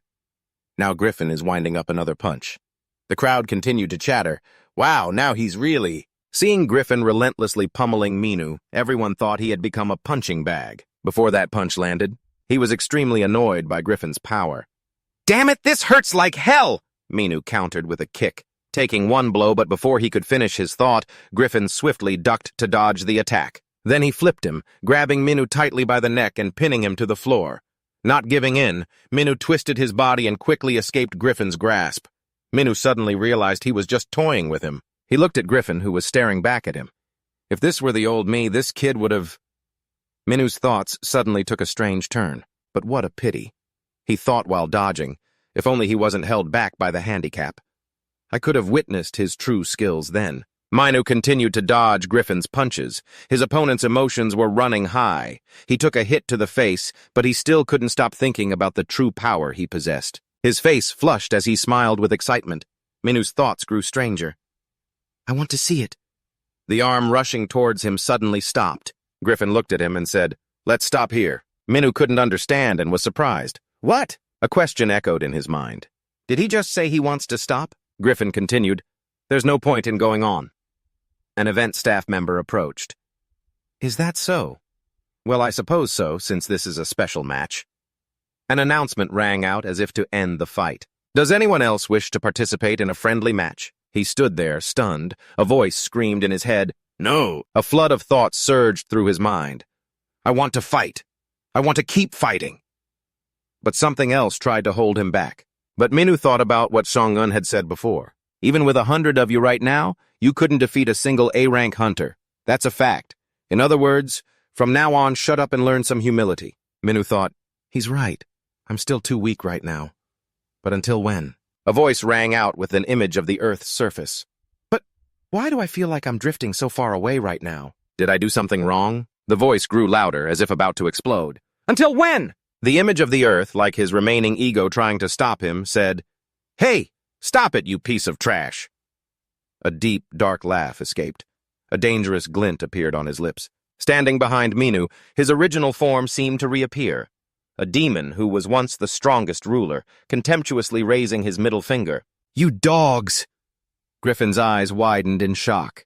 He felt a terrifying killing intent from behind him, like the hand of a demon about to seize him. He quickly spun around and kicked hard, sending Minwoo flying unexpectedly. Above, Song-un and the two girls watched with wide eyes. Ah! By the time he regained awareness of his own actions, it was too late. Griffin only managed to say, "Ah," as a powerful force from within sent him flying out of the building, and landed in a swimming pool below where some girls were standing. The girls screamed, "What's going on? What just fell down?" A blonde girl, startled, looked towards the sound. "Huh? It looks like a person, right?" The person who had just been thrown from the upper floor into the pool was Minhu. He lamented his own fate. How pathetic. I didn't think I'd get taken out like this with just one hit, but I think I have an idea of his skills now. I'll look forward to the day he kneels before me, but the lack of air cut his train of thought short. He began to struggle, trying to save himself before becoming the hunter who logged out for the dumbest reason in history. How are you supposed to swim, anyway? Minhu opened his mouth, panicking. "I can't breathe," just when he knew he was done for. As his consciousness was fading, the figure of a blonde girl appeared, swimming towards him. Minhu peeked through his eyelids. A few questions popped into his head. He saw the girl's appearance as she reached for him. Blonde hair, blue eyes. The blonde girl reached out, swimming towards him. She opened her deep blue eyes. He looked back at her, his eyes holding an indescribable expression beneath the water. As their gazes met, it seemed for a moment that romance might blossom in the air. He let out a soft gasp. That atmosphere was maintained until he grabbed a handful of her hair, thinking, "I can't take it anymore." Minhu clung to her hair like it was a lifeline, thrashing, not letting go. She, who had intended to save him, was startled and immediately began to panic along with him, desperately wanting to be saved. "I can't breathe. Save me!" The two of them struggled against each other under the water, their screams muffled. On the shore, the two girls saw only a calm water surface, and when no one came up, they said to each other, "She's been down there for a while trying to save that guy, huh?" "Yeah, the water's still so calm. Nothing's happening." Then, one or two long, silky strands of the girl's golden hair floated to the surface. The two girls were instantly startled, horrified. Voices now laced with panic began to ring out. "Oh my God, what is that? It's hair, something's wrong, go get help!" Suddenly, the scene faded to black. Then it began to brighten, revealing a strange, different scene. A demon, with a human-like lower body but the head of a beast, stood holding a spear, looking like a guard. A voice was heard calling out numbers. "Number 8! Number 18! The demon standing there was startled and let out a, "Huh?" The voice of another demon spoke up, urging him on. "What's with the huh? What do you mean? Stop standing around and get ready to work." As if not understanding what was happening, the demon asked back, "Work?" Only to hear the reply, "Yeah, work." The demon continued with his questions. "What work?" These meaningless questions made the other demon ask, "Are you still half asleep?" The next words came like an official answer, accompanied by the image of a human with a sinister smile beheading the demon. "It's time for the humans to go hunting." Minwu's eyes shot open. He woke with a start. Huh? He was surrounded by water, likely having been pulled out just moments before. He gently held his head, thinking about the dream he just had. "Again? I keep having that dream ever since I became human. But that dream just now..."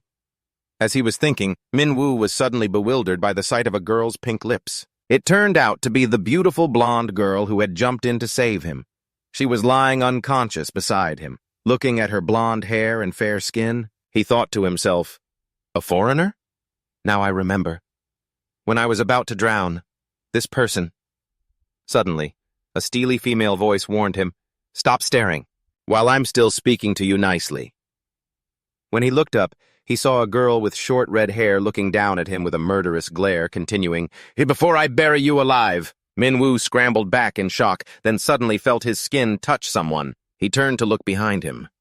The two girls who had been standing behind Minwu were looking at him with annoyed, contemptuous expressions. He didn't understand where these girls came from, or why they were looking at him like that. What's with these girls? Rushing in from the entrance, Yuzhong and Xiong-un ran over, panting and out of breath. We're sorry. There was a problem at the end of our shift. Is anyone hurt?" Seemingly recognizing a familiar face. "Ah, Guildmaster of the Echidna Hunters Guild," Xiong-un explained. "We didn't know you were here. Is anyone hurt?" Before Xiong-un could finish, Echidna called out a name. "Yun-hee!" A hand rose from under the water, answering when the name was called. "Yes, I'm here." Echidna took the strands of blonde hair that were recovered from the water from the girl named Yun-hee. "You'd better be sure you got every last strand." The girl replied cheerfully. Of course. Eun-hee looked delighted as Echidna affectionately pinched her cheek. She kept looking over at him while continuing to pinch Eun-hee's cheek. Meanwhile, Seong-eun stood frozen, completely speechless at the sight. Echidna explained the situation. As you can see, Mr. Hunter, our guild is currently on leave, so our members have been staying at this hotel since yesterday, and we were having a pool party. She then immediately pointed a finger at Minwoo, who wore an expression of pure innocence. But that guy suddenly fell from the sky and ruined our party. I heard there was a career orientation session happening next to this hotel. And that guy is a newbie, isn't he? And he's supposed to be in training, right? Seong-eun spoke up to apologize. Yes, we're sorry. It's because we were split up. She cut him off again, holding up the strands of blonde hair and asking, Do you know what this is? Seong-eun saw that what Echidna was holding was just a strand of hair. Isn't that just hair? But she refuted him. It's not just hair. Echidna began to explain the importance of the hair, waking up extremely early and hiring an entire expensive salon, shipping natural ingredients directly from the mountains every day to keep the hair firm and glossy. The time and effort invested were as precious as gold, all of which that girl had to put in. Her eyes widened as she concluded with one sentence. All of that. She was talking about the blonde girl who was still lying there, unconscious. All of that is the hair of our guild's navigator Hunter. After hearing this, everyone seemed to freeze in place. Seong-eun continued to apologize and expressed his desire to compensate. We are truly sorry. How can we make it up to you? Echidna paid no attention to Seong-eun, instead looking directly at Minwoo. He's the one who has to take responsibility. A flash of surprise appeared in his eyes. She smirked, standing before him, and named her price for compensation. 1,000,000 won for each strand. Since he had cost her 116 strands, that would be 116 million. You have to compensate us. Hearing this, Minwoo shot back, What? At that moment, Seong-eun's world was collapsing. I'm screwed.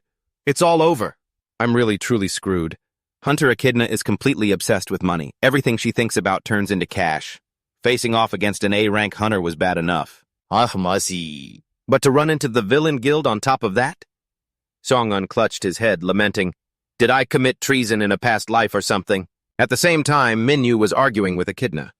You've got to be kidding me. I have to pay 1 million for each strand of hair? Echidna and the two other girls were startled when they heard him speak. And just who is that hunter anyway? Is she really worth me paying that much money? Hearing this, the girls piped up. Oh, you've really crossed the line now. You seriously don't know? Seeing their reaction, Minwoo wondered, what's with them? They began to tell him about her. Codename, Vankiji, an S-rank hunter famous everywhere as the #1 hunter. As they introduced her, she appeared like a top-class hunter, with a green aura surrounding her. It's not just her skills. Her looks are on another level, no question about it. The orange-haired girl continued to affirm Vankiji's appeal. The #1 commercial model, she's a celebrity, and any product she buys or uses sells out instantly. However, he didn't see it that way. What is this nonsense? Echidna's voice cut in. Stop it! You two just wasted your breath explaining things to this newbie. Pointing her finger, Echidna made it crystal clear. You will compensate us if you want to live in peace. You look like a hunter who hasn't been in this business long. Pay up while things are still civil. If you still want your hunter career to go smoothly, she continued, you can pay in installments if you can't get the money right away, or you can sell your body to work off the debt for us. Minwoo was suddenly startled as he thought of something. Voices and actions from the past suddenly swirled in his mind. It had become a psychological trauma for him. You don't have the money to pay? Well then, that's a problem. There's no other way. Pay with your body. Instantly, he became agitated and swore, like hell, do you people think I'm easy to push around? Hearing that, she became annoyed and angry, not expecting him to talk like that. The hell? What did you just say?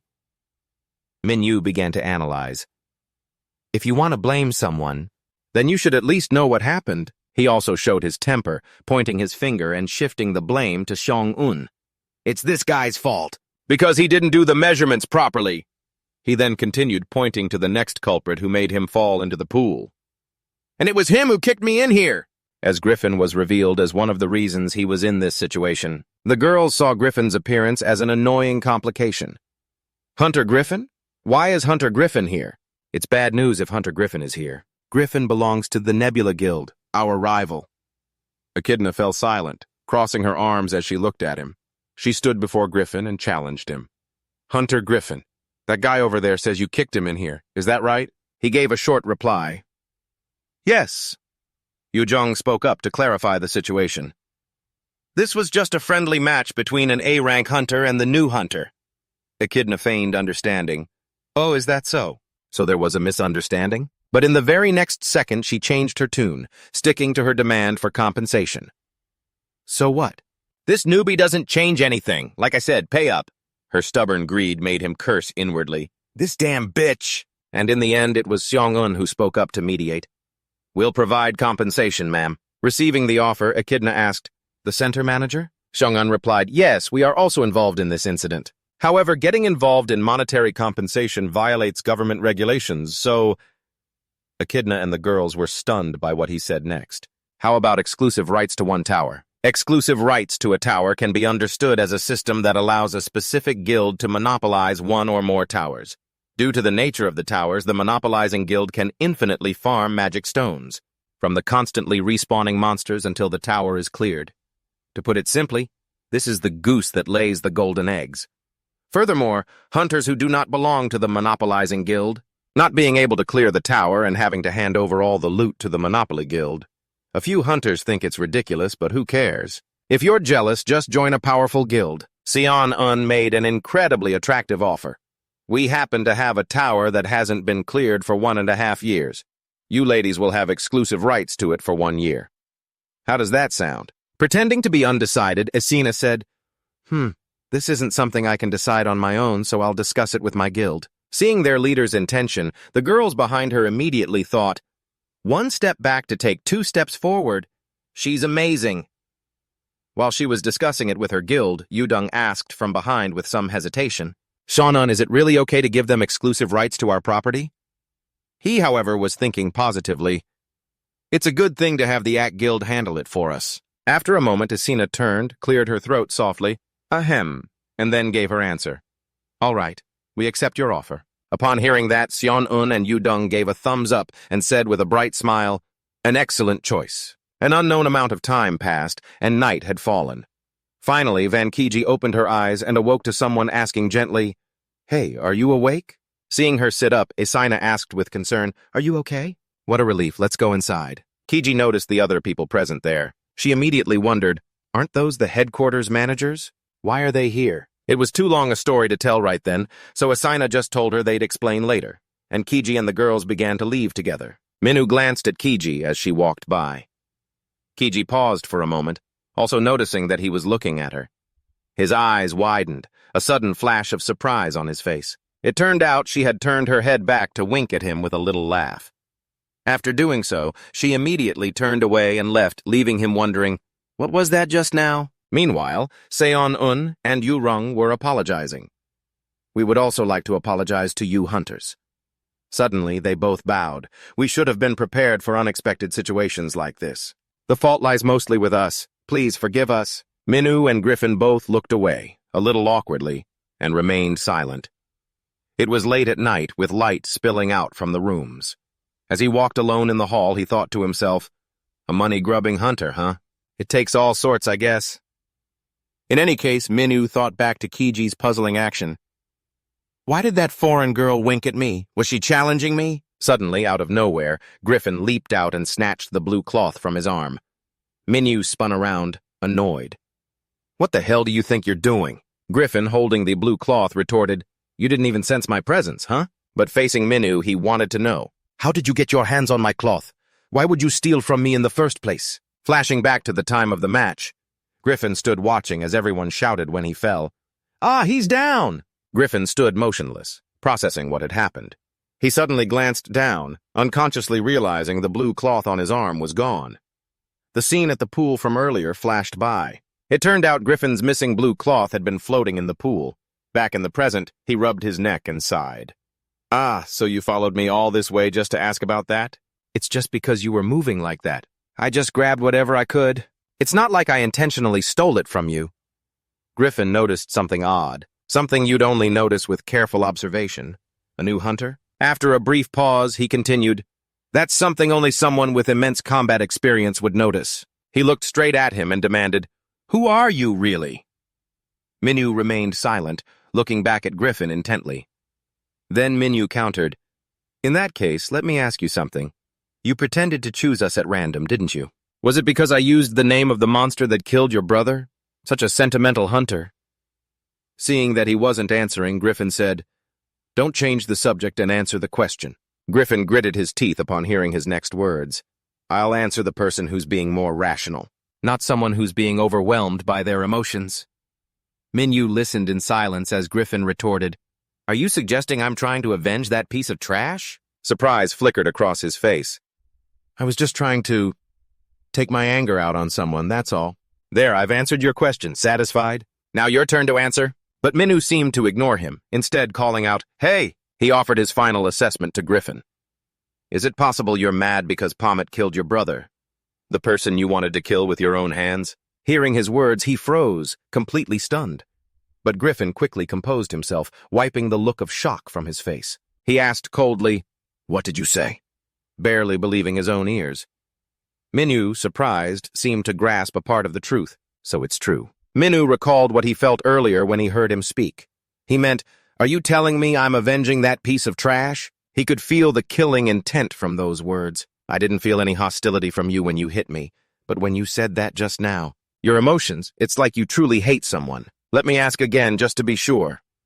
Pommet killed your brother, the one you wanted to kill with your own hands, so you're taking your anger out on me, the one who took his name." Faced with Minwu's question, he lowered his head in silence.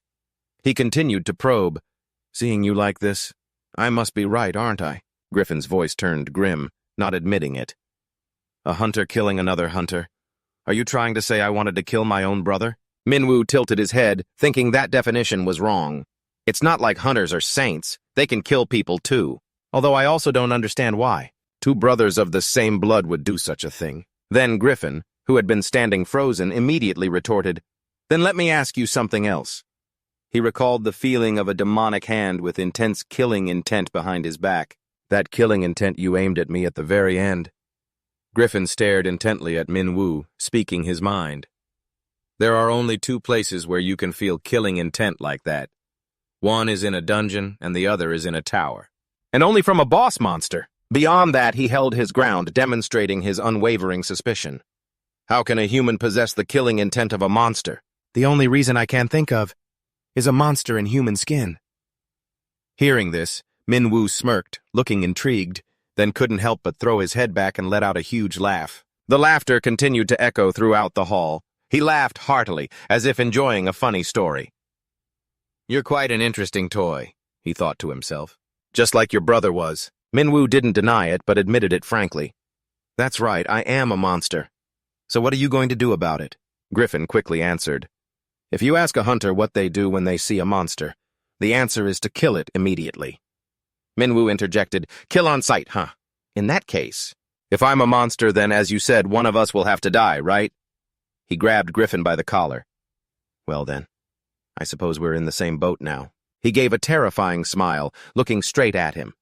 "A boat where we kill each other." Minwu looked at Griffin with amusement. "The day you truly find out who I am, I'm really looking forward to it." Faced with being grabbed by the collar and hearing his words, Griffin maintained a calm expression.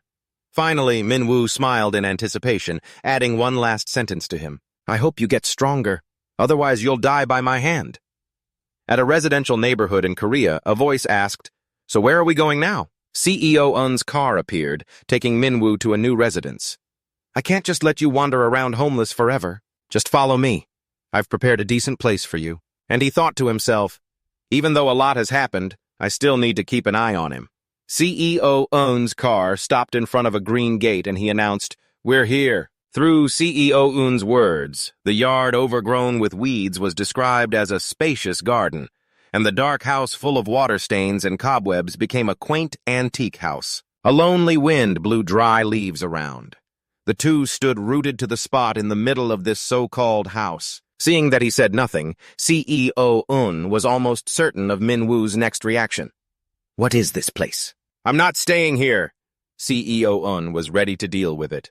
Look at his reaction. Don't worry, I have a way to handle this. CEO Un spoke up, preemptively saying, "You should stay here.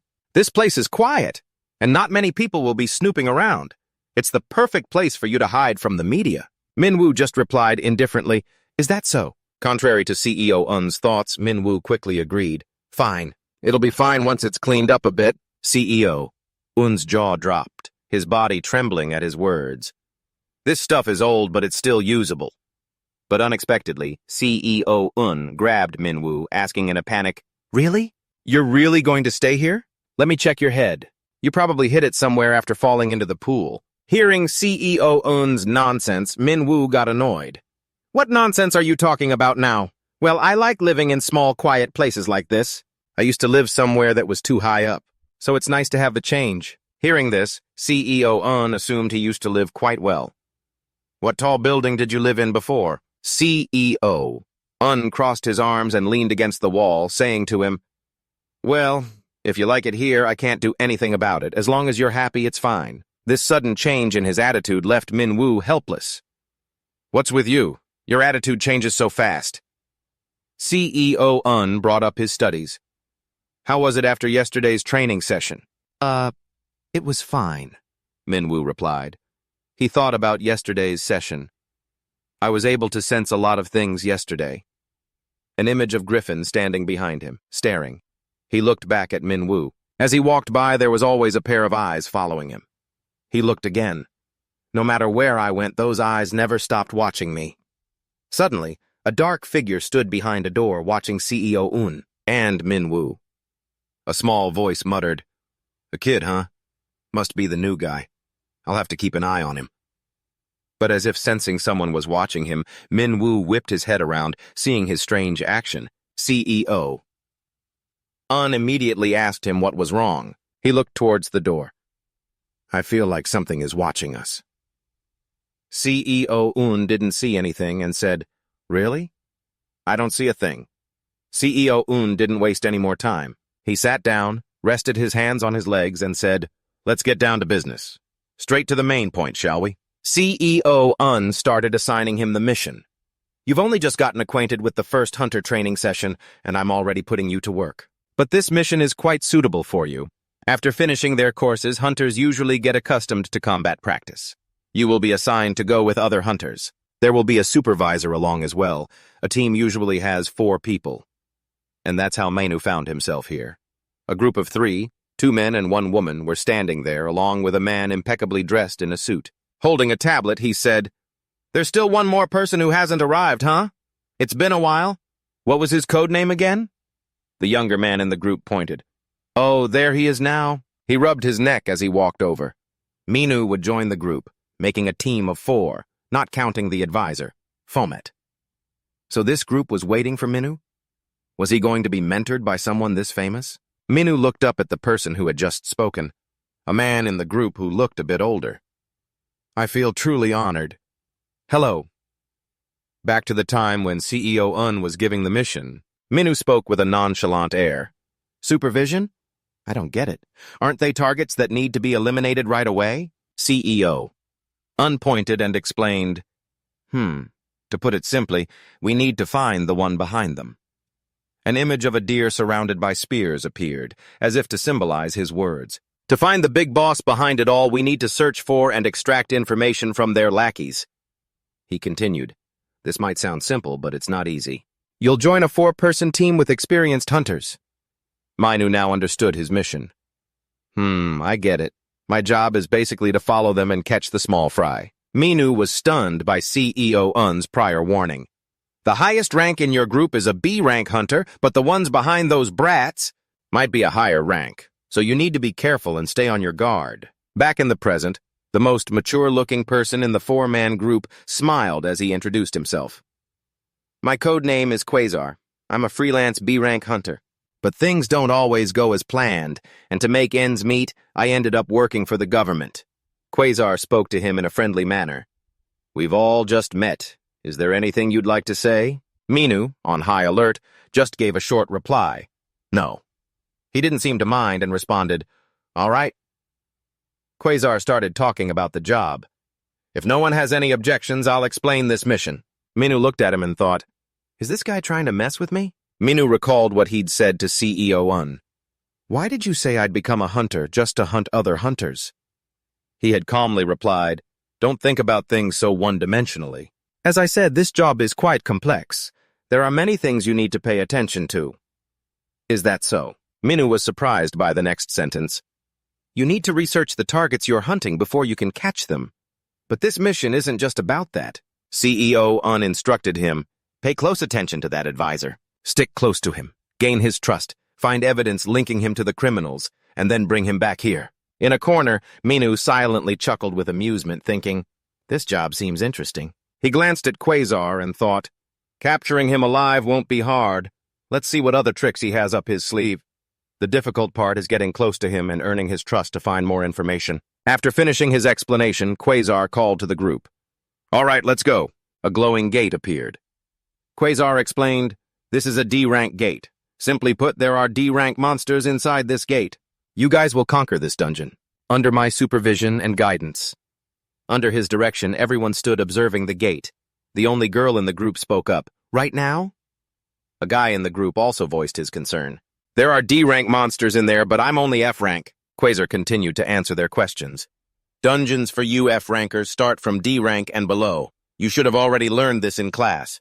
The two of them turned to look at each other and asked, is that so? Minu, who had been silent until now, also spoke up. E and F-rank magic beasts can be damaged by conventional weapons. Therefore, D-rank dungeons are handled by F-rank hunters and above. I believe that's how it works. Quasar and the others were surprised, not expecting him to know his stuff so well. Minu thought back to CEO Un's furious expression. I didn't pay a damn bit of attention to that stuff. If I can just catch them, why bother studying? While Quasar was talking, the other two in the group were staring at Minu. The other guy said, just like he said, conventional military weapons can't do anything in a D-rank dungeon. That's why we hunters are in charge. You all don't need to worry. I've guided many teams like yours before. Quasar pointed and gave instructions. Get ready to enter. You guys, prepare your gear and weapons. When Quasar didn't see Minu holding a weapon, he asked, oh, weren't you provided with a weapon, Hunter Fomet? He replied by pointing to his left fist. He quickly understood. You use your bare hands? You must be very skilled in martial arts, then. Quasar led the way in. All right, I'll go first. Everyone, follow me. One of the guys behind him came up and intentionally bumped into him. Move it! He looked back, confused. It seemed like the people in this group didn't like him. Every one of them was looking at Minu with hateful eyes. You bastards! He suddenly realized. Aren't these the guys who were bad-mouthing me at the academy? Boulders appeared inside the dungeon. A loud cry rang out from someone.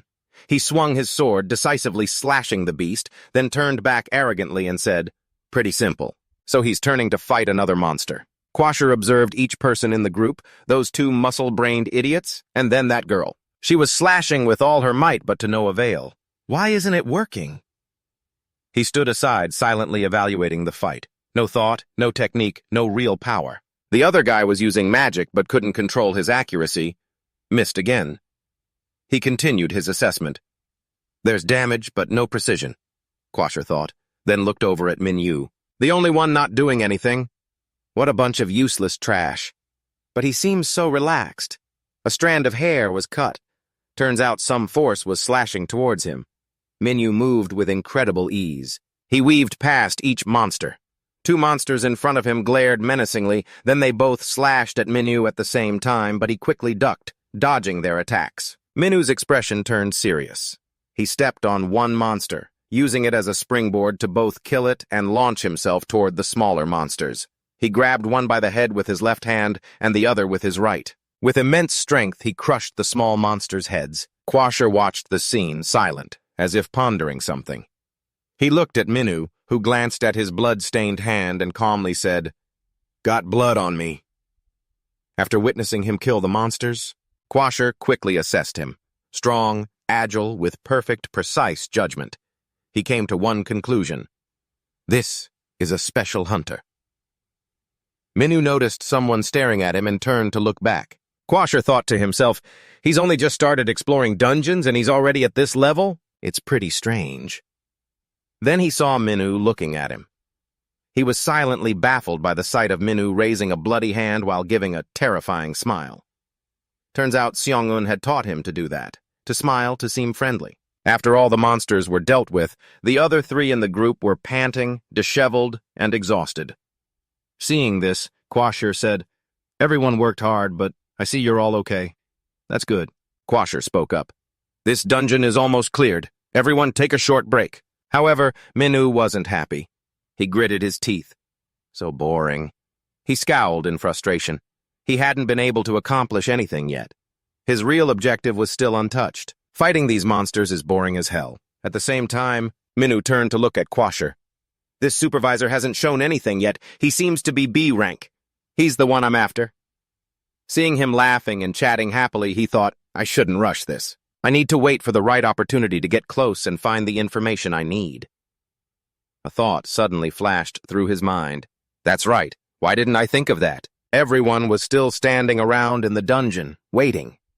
Someone started to wonder, we just need to take down the boss to complete this dungeon, right? This is weird. I thought the boss was supposed to appear after we cleared all the regular monsters. Why haven't we seen it yet? Kwasher chimed in. That's usually how it works. Hey, you guys, gather all the monster corpses over here. Pieces of monster corpses and blood littered the ground. There were monster bodies everywhere. Everyone in the group gathered the corpses into one pile. Is this enough? He replied. That's plenty. Kwasher explained why they were piling up the corpses. One condition for the boss to appear is when we've killed all the regular monsters. Suddenly, Minwoo was startled. Then Kwasher continued explaining, another way is when it smells blood. The others in the group began to feel a terrible tremor. What is this tremor and this chilling feeling? Kwasher finished with the most important part. That's when it gets agitated and emerges. As he spoke, a massive boss monster burst up from below with earth-shattering force. Seeing the boss monster and its terrifying, destructive power, the three group members were horrified. Kwasher identified it, a worm boss. Minwoo shot a sharp glare at the boss. He said, it's a type that's very sensitive to the smell of blood.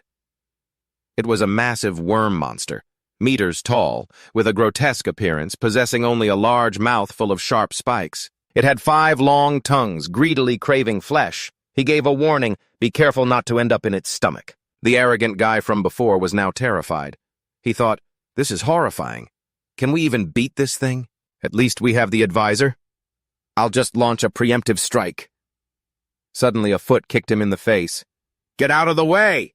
Minwoo had kicked him aside and grabbed his sword. Seeing him get kicked into the stone wall by Minwoo, the others reacted in shock. What the hell was that? He stole his weapon. Ignoring their criticisms, he charged forward with the sword. Is that lunatic trying to commit suicide? You can't activate the skill effects on someone else's weapon. Is he an idiot? Doesn't he even know something that basic? Kwasher was also curious, wondering what he was planning to do. What's this? Kwasher reached out, intending to stop him. He seems to be getting too excited. I can't afford to lose such a talented hunter. However, before he could stop him, Minwoo had already leaped up and charged straight at the worm boss. The other 2 group members stared wide-eyed in astonishment. Look at that explosive jump! A hint of surprise also showed on Kwasher's face. He wondered, what is he doing? He raised the sword, coming face to face with the worm boss.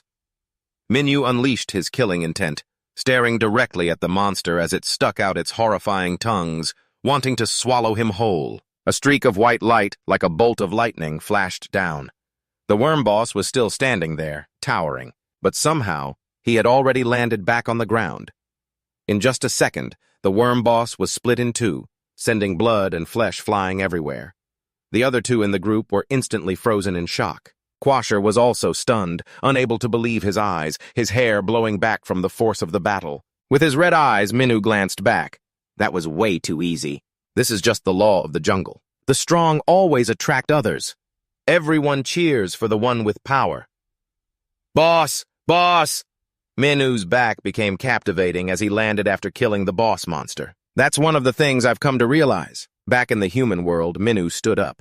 2 members of the party looked at him and said, he took down the boss in a single blow? He stared at him, unable to believe Minwoo could defeat the boss so easily.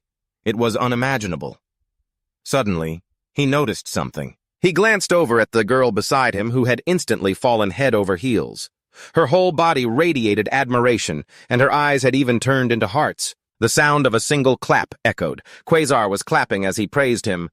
I didn't expect this. Fomet, you took down the boss in a single blow. That was truly impressive. Quasar smiled and said, After this battle, I've reached a definite conclusion about you. Hearing this, he thought, Aha. Minu smiled smugly to himself. He must be pretty stunned after seeing a display of my power like that, so now he wants to get close to me. Quasar smiled and made his decision. It seems you no longer need my guidance. Congratulations, Hunter Fomet. Minu stood with his hands on his hips, looking arrogant. Immediately, he yelled out loud, What the hell? Minu was trembling with shock at Quasar's words. According to the Hunter Association's regulations, once a hunter has been recognized by their supervisor, they are free to operate without any more restrictions. Quasar continued, Congratulations. From what I know, it has been a long time since someone in the Hunter Association graduated from their evaluation this quickly. However, the words didn't register with Minyu, who was thinking, Wait a second. How did it end up like this? Quasar proceeded to wrap up the expedition. The mana stones that you all hunted in this D-rank dungeon will be divided equally among everyone. You can sell them or exchange them for items you like at the shop. Congratulations to everyone on a successful hunt. Minu cut in, shouting, Well, wait a minute! Minu started making excuses for himself, then pointed at the other party members behind him. It's not what you think. I'm actually super weak. Taking down that boss just now was a total fluke. If you don't believe me, you can ask those other hunters. They could have taken it down too. Really? Quasar said, looking at the other party members, who wore speechless expressions. Look at their faces after hearing you say that. Do you honestly think anyone could have done what you did? Once they were outside, Quasar officially ended the raid. All right, today's hunt is now over. If any of you are injured, please go get checked at a hospital. See you all on the next hunt. Until the very end, Quasar left Minyu with some high praise. Hunter Fomet, even though we've only just met, I'm very impressed with you. Good luck on your path as a professional hunter. Minyu stood there stunned, watching the other party members leave. He thought in a panic, How did it end up like this? Where did I go wrong? Did I misjudge his personality and his feelings? Suddenly, he was startled when someone called his name. Excuse me, Hunter Fomet. Minu looked up, thinking Quasar had returned, but it was that girly girl from the party who had come back. Blushing, she held out her phone and said, Can I have your number? Minu was speechless. Oh, what now? That night, Mr. Gong-un was driving and talking about something. It seemed like he was on the phone. Yes, I expected it would turn out that way. Elsewhere, a man was gritting his teeth as he charged towards Mr. Gong-un's car. Over the phone, a voice said, This mission of tailing someone, gaining their trust, and investigating, it seems it isn't a good fit for you. He also encouraged Minyu, saying, Consider it your first real test. It really isn't a simple mission. At the same time, Minyu stood with a hand on his hip, holding a knife as two beams of light clashed. Mr. Gong-un switched to giving Minyu a different mission. Let's move on to the next mission, a simpler one. As Mr. Gong-un said, This one should suit you better. There's a dangerous criminal hunter who needs to be eliminated. His rank is C. Minyu parried the man's sword. He was the very criminal Mr. Gong-un was talking about. He continued, Regarding dealing with these criminals, the mission protocol is to take them out. It doesn't matter if they live or die. Gong-un continued, This should be more your style. At the same time, Minu quickly finished off the criminal. His head flew off following the arc of the blade. Gong-un instructed him on what to do after finishing the job. As for disposing of the body, it's best to bring it into some simple dungeon. Then take down the boss in that dungeon. Minu held the phone, from which Gong-un's voice was emanating. Once the boss is defeated, the gate will close. That way no one will ever know. A blue light shone behind him. It seemed Minyu had just come out of a dungeon, having dealt with the matter as instructed. Minu listened in silence. He pulled his hood back on and with a hint of glee answered the phone. All right, this job seems like a good fit for me. Let's do this. I'll take on this mission. As he walked down the street, his mood suddenly soured, recalling CEO Un's words. CEO Un had laughed provocatively, but if the mission fails, won't you be frustrated? Minu slammed his fist into the wall, sending cracks and debris scattering. He gritted his teeth and cursed in frustration. Damn it! Thinking about Quasar made his blood boil. That cunning old bastard. The next morning, Quasar was once again guiding the new hunters. Everyone pay attention. A shadowy figure sat at a nearby cafe. The plan to build a relationship and get close to him had failed. That person was Minu. He sat in the cafe, hidden under a black hat, watching Quasar. Now the only way is to tail him and find his connection to those criminals. He adjusted his hat with resolve, thinking, I'll just keep tailing him. He's bound to show an opening sooner or later. Minu began his surveillance by observing Quasar guiding the new hunters. First, he noted his operational range when he was with other advisors, his relationships, and the people he frequently interacted with. He was certain that among them, there had to be someone connected to his illegal activities. At an apartment building down the street, Quasar walked past with Minu hiding just behind. Following him, Minu's lip curled in disgust. This bastard. Frustrated, he continued to tail Quasar, silently closing in. But it was no use. The man was too cunning. All his actions and relationships were impeccably discreet. There were no openings to be found. He just went to work and then came home. Minu watched his back, seeing only basic interactions with ordinary people at the office. It seems this kind of surveillance is pointless. He must have anticipated these basic tactics. Minu recalled CEO Un's words. So that's why the chief told me to approach him naturally. He mused, his hand twitching, remembering it had been a long time since it had touched blood. I haven't smelled the stench of blood in days. An idea flashed through his mind. If there were no laws here, a sword would pierce deep, pinning his arm. Minu imagined himself severing Quasar's arm. First, I'll chop off one of his hands, taking away his ability to fight. Quasar would turn, stunned. He stared at him with murderous intent, visualizing Quasar disabled, collapsing with a severed arm. Then I'd stand over him, torture him, and make him confess everything. Just then, Quasar flinched, as if he sensed something. He turned his head and looked right where Minu was hiding. For a moment, Minu wondered, should I just do it? But then reason pulled him back. No, this is the human world. It has its own laws. I can't just act on my own. Staring at the man's front door, Minu wondered what to do now. Suddenly, Quasar burst out of his front door, running. Minu watched in surprise as he rushed off. Huh? Where is he going in such a hurry? Outside the apartment building, Quasar was already on the street, frantically looking around for something. He was sweating as he muttered, Where is she? Quasar's eyes trembled with agitation. Where is she? He mumbled a name. Yoo-hyun. A voice called out, Honey? A woman with shoulder-length hair, carrying grocery bags, was standing behind Quasar. Seeing his panicked state, she asked with concern, Why do you look so pale? Is something wrong? Quasar finally let out his anxiety, raising his voice. Where have you been? Why weren't you answering my calls? She finally seemed to notice. My phone? As Quasar hugged her tightly, Yoo-hyun explained, Oh, I went shopping at the supermarket and left my phone in the car. That's why I didn't know you were calling. I'm sorry, honey. She was surprised to feel Quasar trembling as he held her. Minu watched the scene from a distance. He was visibly relieved to have found Yoo-hyun. It's okay. As long as you're safe, that's all that matters. She placed a hand on him reassuringly. Yes, I'm not hurt anywhere. She then said to Quasar, Let's go home, honey. Suddenly, a smile spread across Minu's face, as if he had just found the way forward. This is it. His weakness. Elsewhere, another man was slumped over. It was Tae-yang. He was on his phone reporting after having dealt with the criminals. Mission complete. Reporting to HQ to handle these bodies. A surprised Tae-yang looked at a notification on his phone. He quietly read the message aloud.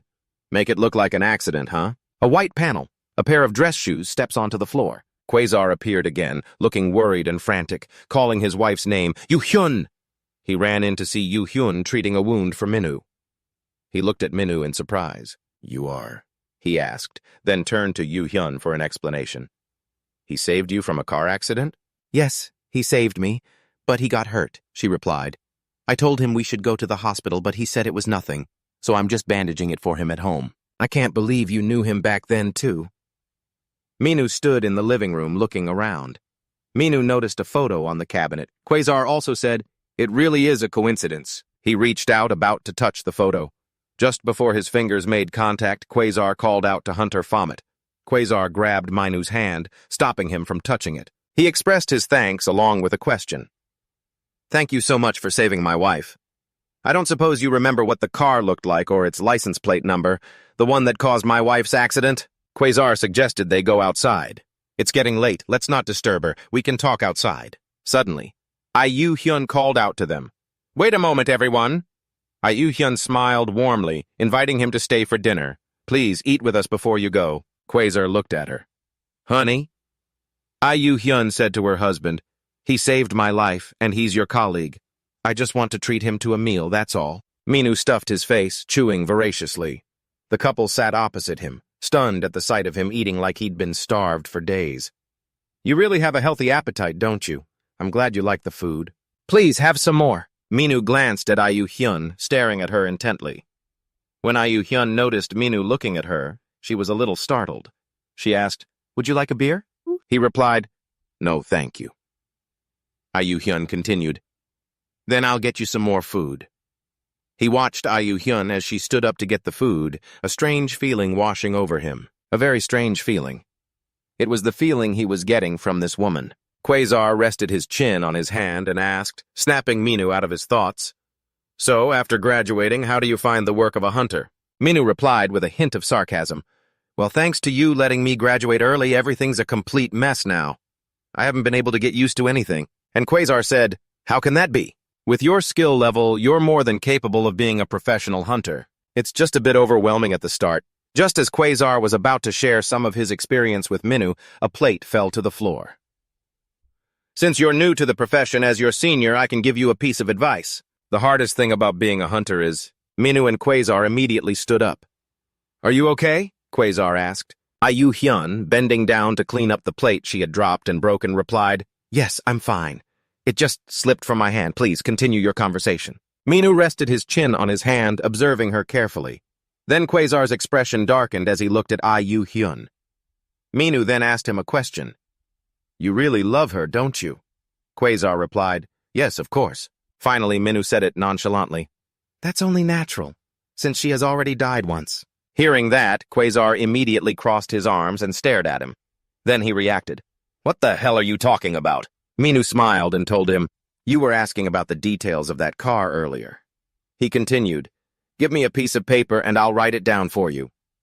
Minu looked towards Ayu Hyun's back. That woman? From the front? Ayu Hyun had at some point turned into a corpse. She had been dead for a very long time. The story begins in their childhood. A picture of a little boy and girl in elementary school, laughing and talking happily. We had always been together since elementary school.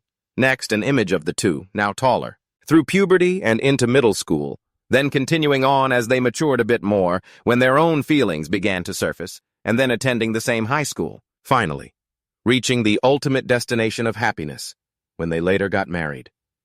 It seemed like we would be happy together forever. Back then, Quasar was more youthful and full of life than he is now. He asked Ayu Hyun, Everyone always says I'm special. Do you want to know why? And Ayu Hyun once again showed her concern. When he wanted to become a hunter, I was very worried and didn't want him to take that job. It's a profession with fame and fortune.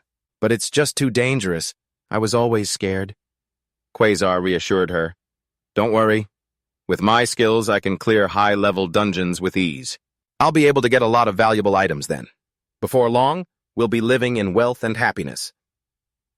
But Ayu Hyun didn't see it that way. That's too dangerous, honey. She voiced her wish. I don't need that much money.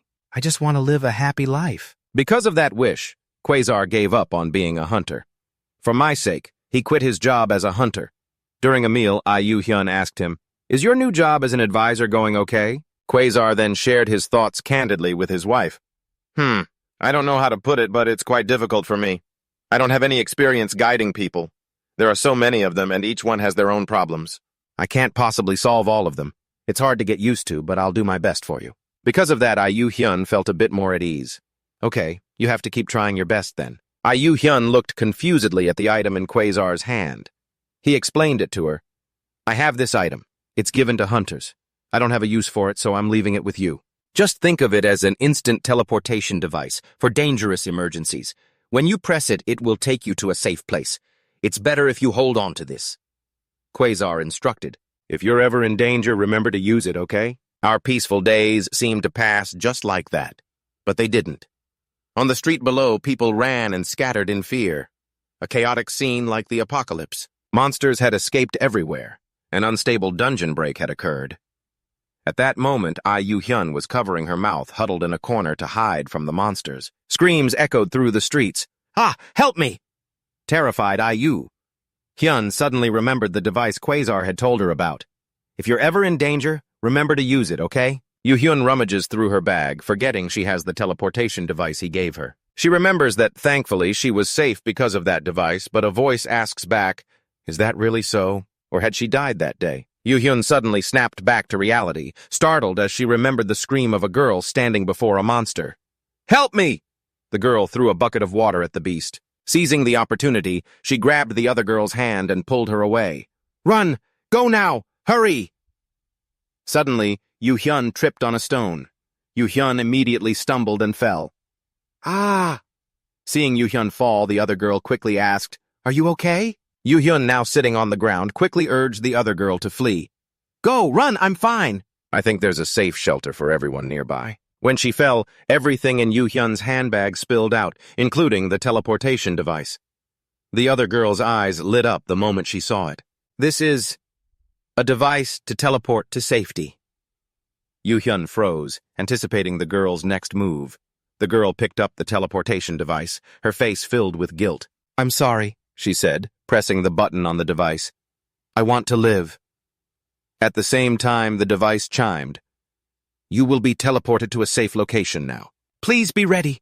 Yu-hyun hurriedly tried to stop her. "No, that one is—" But by the time she raised her hand, the girl had already been teleported away. Yu-hyun was dazed, whispering, "Mine." Just then, a giant serpent monster appeared behind her, its massive mouth agape. In despair, Yu-hyun cried out, "Honey?" A question echoed again. "I died that day." "So how am I still here?" Quasar's eyes darkened. He thought back to the employee's words. "Yes, that is indeed a vehicle registration number from our store." Quasar strode purposefully toward a location. The employee's words echoed in his head. "Are you asking for the address of the customer who rented the car?" "This is information we can't disclose, but since you're a government investigator, we will provide you with the address. The place is—" Quasar reached out and turned the doorknob. "So this is it." He opened the door and stepped inside. "Right here." Suddenly, Quasar's eyes widened in surprise. The figure of his wife, Yu-hyun, was standing in the room, her back to him as she looked out the window. She just stood there lifelessly, the wind blowing around her. "Yu-hyun?" Quasar asked in astonishment. "What are you doing here?" Just as he called out her name and started to move toward her, another voice spoke up. "For a man who cherishes his wife as much as you do, I knew you'd track down the ones who caused her accident." Quasar saw the man standing there and muttered, "You, Hunter Fomet." Then, Min-yu walked past Quasar, who wondered to himself, "I'm very curious about you. I don't understand how you're so intimately connected with those criminals." Quasar was startled by Min-yu's words and actions. "That business of yours makes me very curious.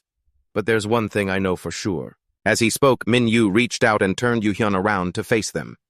"This wife of yours is already dead." Quasar gritted his teeth. "You bastard! Don't you touch her!" Min-yu poked Yu-hyun's cheek. "I find this quite strange. Normally, she functions just like a living person. But the moment she realized she was dead, she just froze like this." Quasar was getting agitated. "Get your hands off of her!" But Min-yu ignored him and continued to pinch her cheek. "I don't know how you did it, managing to save her like this." Quasar, now furious, growled, "You son of a bitch!" In a flash, Min-yu pushed Yu-hyun out the window. "But that's your problem, that's all I know." Quasar rushed forward, trying to grab her, but it was too late.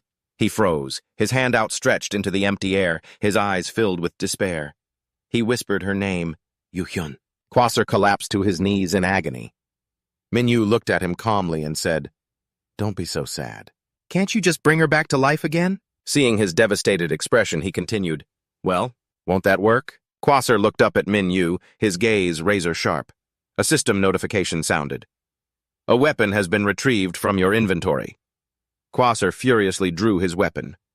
Min-yu remained relaxed. "Finally making your move, huh? My mission is to capture you alive." Another system notification chimed. "A weapon has been retrieved from your inventory." This time, Min-yu was also ready for battle. as a reward for all the tiring days I've spent tracking you." He laughed with excitement as he charged forward. "Leave an arm behind for me!" Quasar immediately gritted his teeth and lunged as well. A massive, earth-shaking sound echoed. Shards of rock flew as smoke billowed through the room. As the smoke cleared, Min Yu, wielding a knife, and Quasar, holding a scythe, launched themselves out of the room. Min Yu slashed with the speed of the wind while defending carefully. Quasar was no less formidable, launching an immediate counterattack. He spun his scythe around and swung it swiftly towards Min Yu, but his attack was successfully blocked. With a serious look in his eyes, Min Yu knocked Quasar's scythe away. Min Yu's knife and Quasar's scythe continued to clash violently, the ear-splitting sound of metal ringing out. Quasar grimly pulled his scythe back behind him. Full of killing intent, he gripped the scythe and gathered his momentum. Then, with all his strength and speed, he hurled the scythe straight at Min Yu. When the tip of the knife and the scythe were about to connect, he used his weapon to stop it dead in its tracks. A force sent Min Yu flying back. He quickly regained his footing and sprinted forward, leaping into the air to approach Quasar from above. Quasar instantly turned, glanced at Min Yu, and made a pointing gesture with his finger. Just as Min Yu was about to strike, a powerful force slammed down on him. He glanced at Min Yu, a red light glinting off the side of his face. The system chimed again. "A weapon has been retrieved from your inventory." He glanced at his other hand. He had swiftly drawn another knife to block the blow from Quasar's scythe. Min Yu jumped back to dodge his attack as a loud clang echoed. Quasar began to speak of a time when they were both children. An image of Yu Hyun, smiling brightly, flashed in his memory. Min Yu rushed at him with his knife. Quasar blocked the attack and continued to speak. "When we started middle school together," an image of a short-haired Yu Hyun, furious about something, appeared. He continued, "Then in high school we were at the same school," as Quasar recounted. He fell silent. A grown-up Yu Hyun appeared, sobbing uncontrollably. Every memory was as vivid as if it had never been lost from Quaslar's mind. He lunged at Minu, swinging his scythe and shouting, "We were always together, never apart." Those memories, that day, it all came back. A younger Quaslar, a weapon on his back, looked somewhat disheveled. His face was rigid, his eyes stunned as he looked down and let out a desperate cry. "No! Oh God, this can't be happening!" The image of Yu Hyun lying down, a blanket pulled over her head, appeared along with Quaslar's voice. "Why are you lying here?" He knelt on one knee, covering his face with one hand while the other touched the blanket. His voice was helpless and pained. "You had the teleporter! Why couldn't you escape?" Crying, Quaslar suddenly realized something. He snarled, "Which bastard stole your device?" As he walked along the ruined streets, he thought, "The nearest shelter. I have to get there. In this chaos, no one will notice." Just as Quaslar was thinking, soon he will pay the price. His foot suddenly hit something on the ground. It was the safe zone teleporter. It was stained with blood. He realized it was the device he had given to Yu Hyun. Quaslar looked up grimly. Before him was a pile of rubble. The shelter had likely fallen. Voices echoed, "The shelter is under attack by monsters. We need immediate assistance." Quaslar thought, "I can't believe it's like this." Perhaps her fate was to die, but when the image of Yu Hyun smiling happily in her wedding dress appeared, he found it impossible to accept. "But my love, I need you." Yu Hyun was so beautiful. She cried with happiness on the most beautiful day of her life. That memory, contrasted with Yu Hyun lying in a pool of blood, solidified Quaslar's resolve. "Because the two of us, we've always needed each other." Back in the present, Quaslar said to Minu, "You know far too much." The system chimed, skill activated. He continued, "All I need is for you to die." The system displayed 2 words, "Disaster Strike." An incredibly powerful murderous aura erupted from Quaslar. "She and I," he declared loudly, "will live together again." Minu grew serious and said, "That's a nice thought, but you've got the wrong guy." He lunged forward, and with a swift slash of his knife, severed Quaslar's scythe-wielding arm. It flew off, blood spraying from the cut. Cha Minu's expression was pensive. There have been others like him before. The ones who always whine about love. In agony, Quaslar gritted his teeth and clutched his bleeding arm. Minu, holding his gleaming cold knife, looked down at the trembling, kneeling man and spoke grimly. The moment you're consumed by emotion, the fight is over. Cha Minu fell silent, lost in thought as if realizing something. He then roared with fury, "Because of this fight! I've had to struggle like this for the past 2 weeks? Damn it, one arm is too cheap. Give me one of your legs too, or I'll just cut off all your limbs." Suddenly, Quasler screamed, cutting him off. "What did you say? For my wife!" "I don't care what I have to do. Why does it even matter?" Minu replied with a hint of suspicion. "I already told you. I'm here to arrest criminal hunters, right? Or maybe I didn't say that yet, huh?" Quasler stubbornly retorted, "I've done nothing wrong." Minu's lip curled slightly, his eyes showing discomfort as the man insisted, "Ayu Hyun is the one who deserved to live." Minu covered his face, silent and exasperated, as he continued, "Is it wrong to save the person who should have lived?" Then he snapped in a rage, "Can you stop trying to justify your actions?" As Quasler clutched his severed arm and glared, Minu continued to speak. "I don't know exactly what crime you committed, but this crime happened. Because you got involved in something you shouldn't have." Minu continued to press him. "And you still say you've done nothing wrong?" Quasler retorted, "Are you saying you've never done anything wrong?" Minu's eyes turned icy as he growled in disgust. "With an attitude like that, you dare to criticize me?" He raised his blood-stained knife. Minu stepped closer to Quasler, his voice filled with killing intent. "I have to kill you." Ayu Hyun's mangled corpse still lay on the ground. Suddenly, her arm, lying in a pool of blood, twitched. Her subconscious was haunted by the scent of blood. Then her eyes snapped open, empty and soulless. As the tension in the air peaked, a system notification appeared before Minu. Quasler received a similar message. "Emergency. A monster has appeared due to a system error. Hunters in the vicinity are to eliminate the monster immediately." Minu, surprised by the sudden notification, didn't notice the murderous aura surging towards him from behind. What? What the hell? Suddenly, a giant, purple, gnarled-skinned arm with sharp claws burst through the wall behind him, flinging him far away. The surprise attack had just grazed past him, leaving Quasler stunned. The creature that appeared before his eyes was half his wife, half a giant monster with veiny purple skin. Where its head should have been, something grew like a tree trunk. It had many branches, but no eyes, nose, or mouth. Quasler called out softly, "Ayu Hyun?" He was frozen. What on earth was happening? Ayu Hyun had only half a face, her expression icy, her eyes unfocused. The monster's tree trunk head split open, revealing rows of sharp, hungry teeth. It mumbled, "Scent, scent of blood." It opened its mouth wide and roared. Deep inside were hundreds of wide, hungry eyes. So hungry. Ayu Hyun's body reacted as well. Her eye sockets were hollowed out, and her mouth stretched into a smile that reached her ears. The monster's maw lunged at Quasler, but he remained stunned. "Ayu Hyun!" Unexpectedly, a knife flew through the air, slicing clean through the monster's mouth. At the same time, a scornful voice rings out, "This low-class demonic beast dares to touch my toy?" The monster immediately starts wailing like a child. It hurts so much, Mommy, it hurts!" Quasar also screams, "Ayu Hyun!" System notification. Fomet activates cruelty. Minu approaches Quasar, sneering, "Ayu Hyun? How romantic." The system continues to report a bleeding status.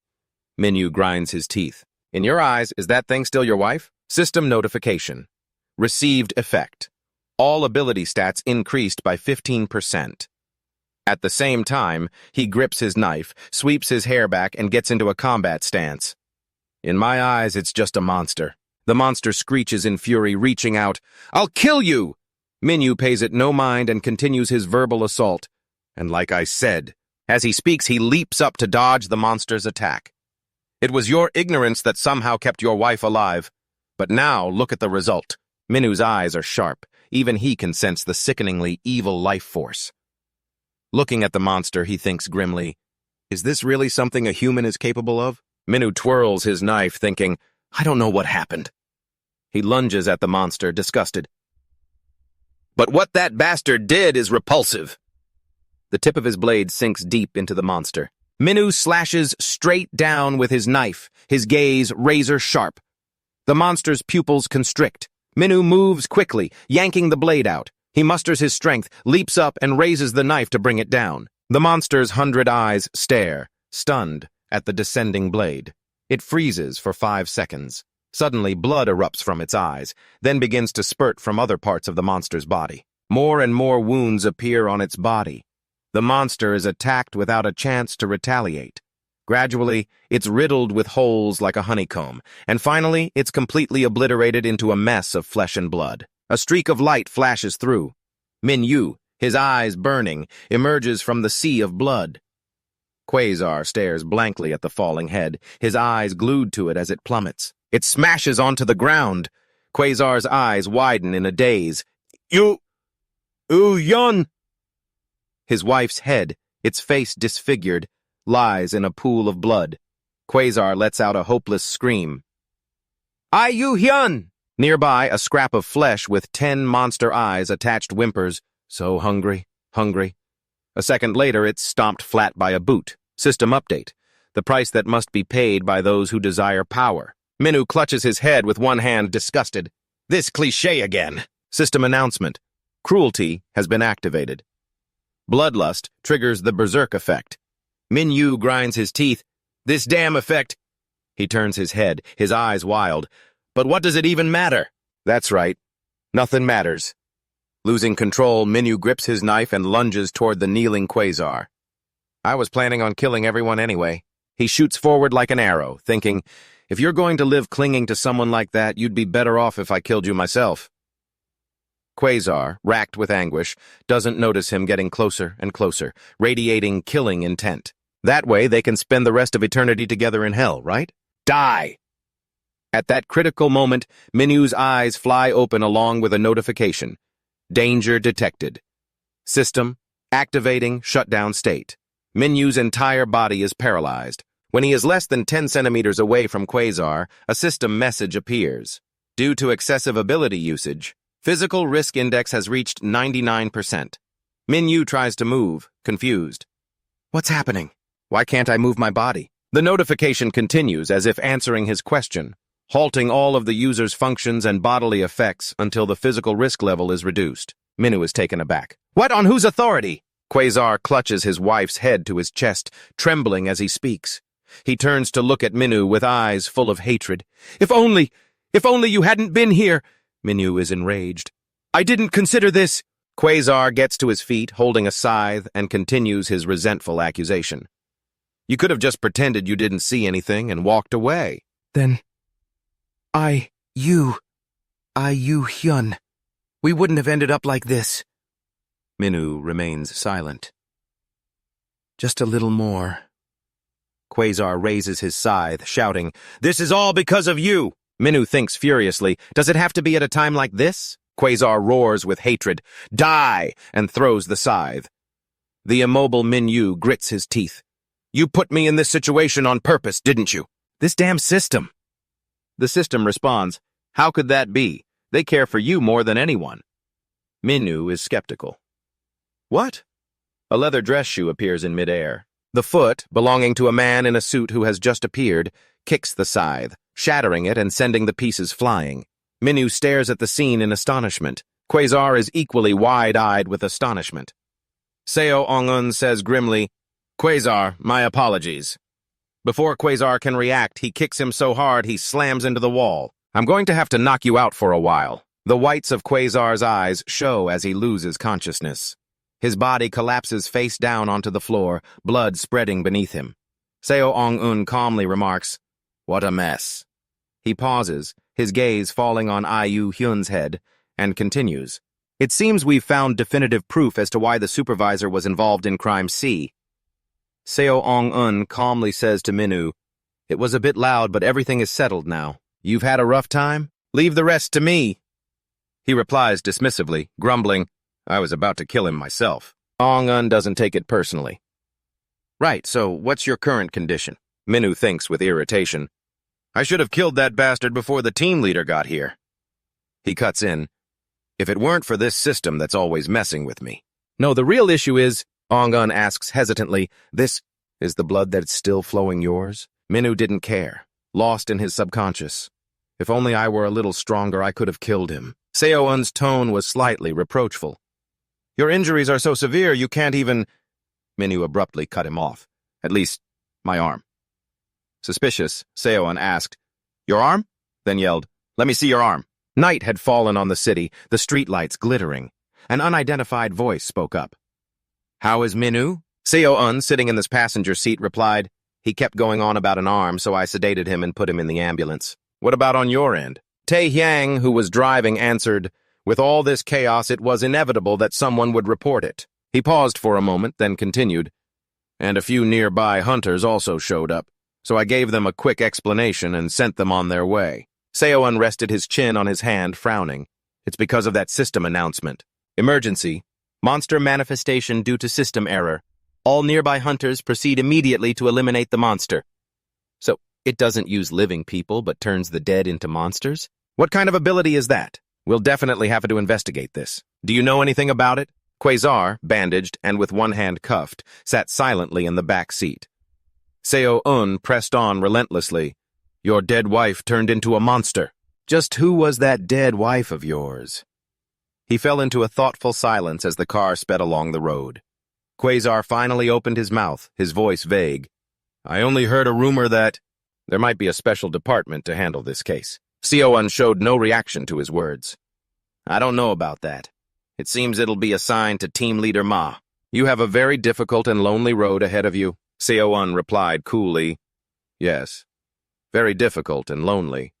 And I'll be the one investigating and punishing people I've known for a long time, so tell me, who is behind all this? Who's the person you've been leaking the new hunters' information to?" Quasar remained silent. Seo-un stated, "Among the new hunters you were in charge of, regardless of gender, all of them have either gone missing or their bodies have been discovered. If you traded information on new hunters for your wife's life, that is a very serious crime," he said, then waited pensively for Quasar to speak. He stubbornly maintained his silence. Seo-un mused, "It seems you have no intention of talking right now. In that case..." Tae-hyang, who was driving, suddenly realized something. He tried to slam on the brakes, urgently cutting Seo-un off. "Team leader! The brakes! They're not working!" Before he could react, a remnant of the monster emerged from behind Quasar. Seo-un's attention snapped to Quasar, who had just spoken. "It'll be very difficult to catch that hunter." Behind Quasar, a monster's mouth gaped open, filled with huge eyes. He sneered, "Team leader of Ma, I'll pray for your victory." Seo-un exploded with rage. "You bastard!" Tae-hyang also swore. "Damn it!" The car sped on, out of control, then crashed with a loud bang. The world suddenly went black. A moment later, after the silence, the monster fragment crawled out of the overturned car. It changed shape as it crawled, eventually turning into an ordinary house cat. The cat walked away, ignoring the burning car behind it, and slipped into an apartment through a window. On the only table in the room sat a tablet. The cat jumped onto the table, waking the screen. It tapped for a moment. A photo and personal information for Cha Min-woo filled the screen. It seemed to be memorizing Min-woo's face. The unconscious Cha Min-woo felt an uncomfortable pressure and frowned. So heavy. What is it? The feeling of something pressing down on him was unbearable. He opened his eyes, unable to breathe. A fluffy white ball of fur was lying on top of him. He was a bit startled. "What is this? A cat?" A person in a white coat pulled back the curtain and entered, while Minnie was still confused. "Wait a minute, where did this white cat come from?" The person who entered was the mysterious woman. She spoke. "Oh? Number 302 is awake? You're up sooner than I expected." Hearing those words, Min-woo had a pretty good idea of who it was. "There's only one person who calls me number 302. Kim Jun-seong squatted down beside him, winking and poking him teasingly in the chest. "Long time no see. Still doing well? You're as handsome as ever." Min-woo froze, remembering an unpleasant past. The Kim Jun-seong in his memory had a perverted expression that didn't match her body. At that thought, Min-woo suddenly yelled. He scrambled backward in alarm, falling to the floor and knocking off the blanket and the cat. Jun-seong caught the cat just in time. "Oh my, see ya. Cradling the cat, she approached Min-woo. "You can still move normally, huh? But it must take a lot of energy since you're in lockdown." Min-woo scrambled back against the wall, flustered, and demanded, "Damn it, what's a quack like you doing here?" Jun-seong replied playfully, "This is my hospital, you know. Number 302, you owe me a lot." Don't you remember? Minyu snapped. No. Jun Seong's teasing was relentless. Goodness, you startled me. I heard you're working with the team leader of Ma Seowon. I never thought someone like you would be willing to work under someone else. He was a bit surprised. What, you know the team leader? Jun Seong was non-committal. I guess you could say we're acquainted. She licked her lips slyly. In any case. She paused, suggestively using her foot to lift his shirt. Your body's looking much better, isn't it? Minyu froze, reacting with a harsh tone. You goddamn bastard! Get your foot off me now! Jun Seong teased. Oh my, if not my foot, how about my hand? Oh, you're getting angry? This time's different. I'm stronger now. I won't let this go! You're still so shameless! What are you even doing here? You can't even move your own body and you're talking like that? Huh? Unbelievable. Minyu gritted his teeth, suspicious. What are you trying to pull on me now? Jun Seong pouted disapprovingly. If someone else heard that, they might get the wrong idea. What did I do? Minyu, disbelieving, shouted. What? Don't you dare pretend you don't know anything. Jun Seong laughed despicably. I don't know a thing. Number 302, Let me take this opportunity to tell you something. She sat down, wrapping her arms around Minu's neck, emphasizing each word. In a closed-off space like this, it's just the two of us. He shivered, trying to pull away. At the office, a girl was scrolling on her phone when a voice rang out. Hello? It's been a while. Is Minyu in there? The girl looked up at the visitor and answered hesitantly. Oh, it's been a while since you've come by. Yes, he's in there, but he looks like he's been in an accident. Suddenly, a blood-curdling scream echoed out. The visitor, Ma Seong-un, heard the scream and asked worriedly, What's going on? Kim Jun Seong was laughing non-stop. Minyu lay motionless on the floor. Jun Seong cackled with delight. As expected, teasing number 302 is the most fun. Minyu looked like he'd seen a ghost. Seong-un stared at the scene, frozen for a few seconds before he came to his senses. What the hell is this situation? A moment later, Minyu suddenly asked, Is that for me? Seong-un was skeptical. Huh? Minyu was furious. What's your relationship with that quack doctor? From the start, you just wanted to turn me into your little information dog. That's why you did this, Seong-un retorted, annoyed. Do you think you're the main character in a movie or something? Do you think the whole world revolves around you? He explained, Before, when there were no thorns, she was a comrade who I went through life and death with. And besides, you already had ties with the government from the very beginning. Minyu thought to himself, A comrade? That quack is a hunter? Seong-un clarified. This hospital is a government agency. The government tested your power, but the results weren't what they wanted. So they threw you into this hospital. It dawned on Minyu. So that's what it was, those bastards. I can't believe they were connected to the government. He asked nonchalantly. Come to think of it, how's the tale now? Seong-un gave a wry smile. You sure changed the subject fast. Then he fell silent for a moment and announced, Quasler is dead. Minyu froze, stunned, before coming to his senses. What? Seong-un recalled. The one behind it all killed him. He continued. Because he was in the center of it, it's highly likely he'd get swept up. I'll try to keep the damage to a minimum and look for clues on Quasler's body. But before that, Tiang and he, with grim expressions, stared at the bloody mess. Thinking back to it, Seong-un continued, There was just a pile of jumbled flesh left there. The demonic beast I saw had a similar form to the one you dealt with. I predict it's a hunter who uses magic, with the ability to control corpses. He considered. If we investigate the... Suddenly, Minyu cut in. Hey! He gritted his teeth, his face scrunched up in a scowl. Are you kidding me? If I'd known he was going to die so pointlessly, I would have just killed him myself. I worked my ass off like a dog for that. And I missed my chance just like that? Seong-un looked a bit remorseful. I feel really sorry about this. Minyu was determined. Then leave the one behind this to me. I'll take care of him. Seong-un hesitated slightly. Fine. But for you to catch the mastermind with your abilities is a bit of a stretch. He said seriously, It's highly likely they're a hunter nearing S-Rank. Minyu retorted, My abilities aren't enough? He glared. If it were me, I'd just need to see them to take them out instantly, then I'd be done with it all. Seong-un became enraged and grabbed Minyu by the collar. You little brat who doesn't know his place! Do you think this is some kid's game? You're saying you're going to catch the mastermind? He held him by the collar and challenged, When you're only a B rank? Minyu remained silent and walked out. Xiong-un followed, calling out irritably, "Hey, wait!" Minyu, without turning back, raised a single finger to the sky. His middle one. Xiong-un clenched his fists, restraining himself as he watched him leave. Damn it, that damn attitude of his. Junsong had been watching the whole scene from the side. She spoke up, asking, "Did you two have a fight?" Xiong-un ran a hand through his hair and answered vaguely, "A fight?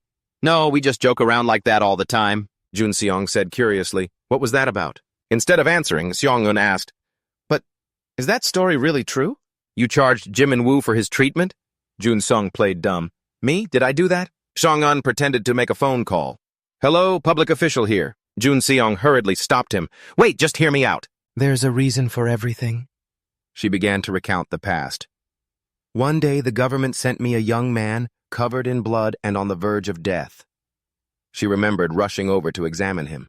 Cha Min-woo was lying on a stretcher, drenched in blood.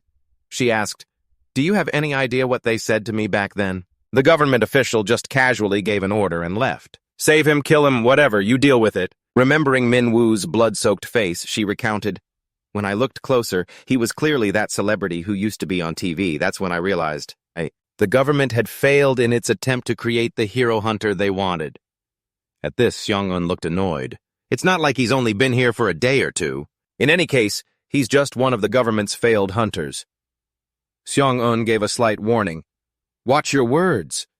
He added, "I'm with the government too, you know." She glanced at him mockingly. "Oh my, really? I had no idea." She paused for a moment before continuing, "I can't tell if you're the government's hunting dog or a wolf in hiding." Xiong-un's expression was deep and unreadable as he finally asked, "And then what happened?" The story continued. A nurse reported, "Director, this patient has no hope at all. It's a miracle he's even survived this long." Junseong fell silent, looking at Min-woo with hesitation. "You need to have stamina to be able to endure treatment. And in his current condition..." Suddenly, a red light shone on Junseong's face as she continued her narration. But right at that moment, for the first time, a red system window appeared before me. The system's notification had left her stunned. Xiong-un questioned, "Red, not blue?" Junseong confirmed, "Yeah, that alone was surprising enough." But the information in the system message was even more shocking. The system demanded she must save him, or she would also die. Junseong said proudly, "And so I gave it my all to save number 302. That day, Kim Junseong was more brilliant than ever before. Xiong-un cut her off. "Wait, hold on." He was skeptical. "It wasn't a quest and it wasn't an emergency alert. The system window actually showed up and threatened you?" Junseong replied, "That's exactly what happened. What else could I have possibly done at that point? If I wanted to learn more about number 302, I had to form a connection with him, right? That's why I demanded he pay back those debts I made up, just so I could observe him more." Xiong-un was lost in thought. "The system has its own thoughts, acts on its own, and even makes threats? We have no intel on this from our side," Junseong speculated. "But it's so romantic, isn't it? Number 302?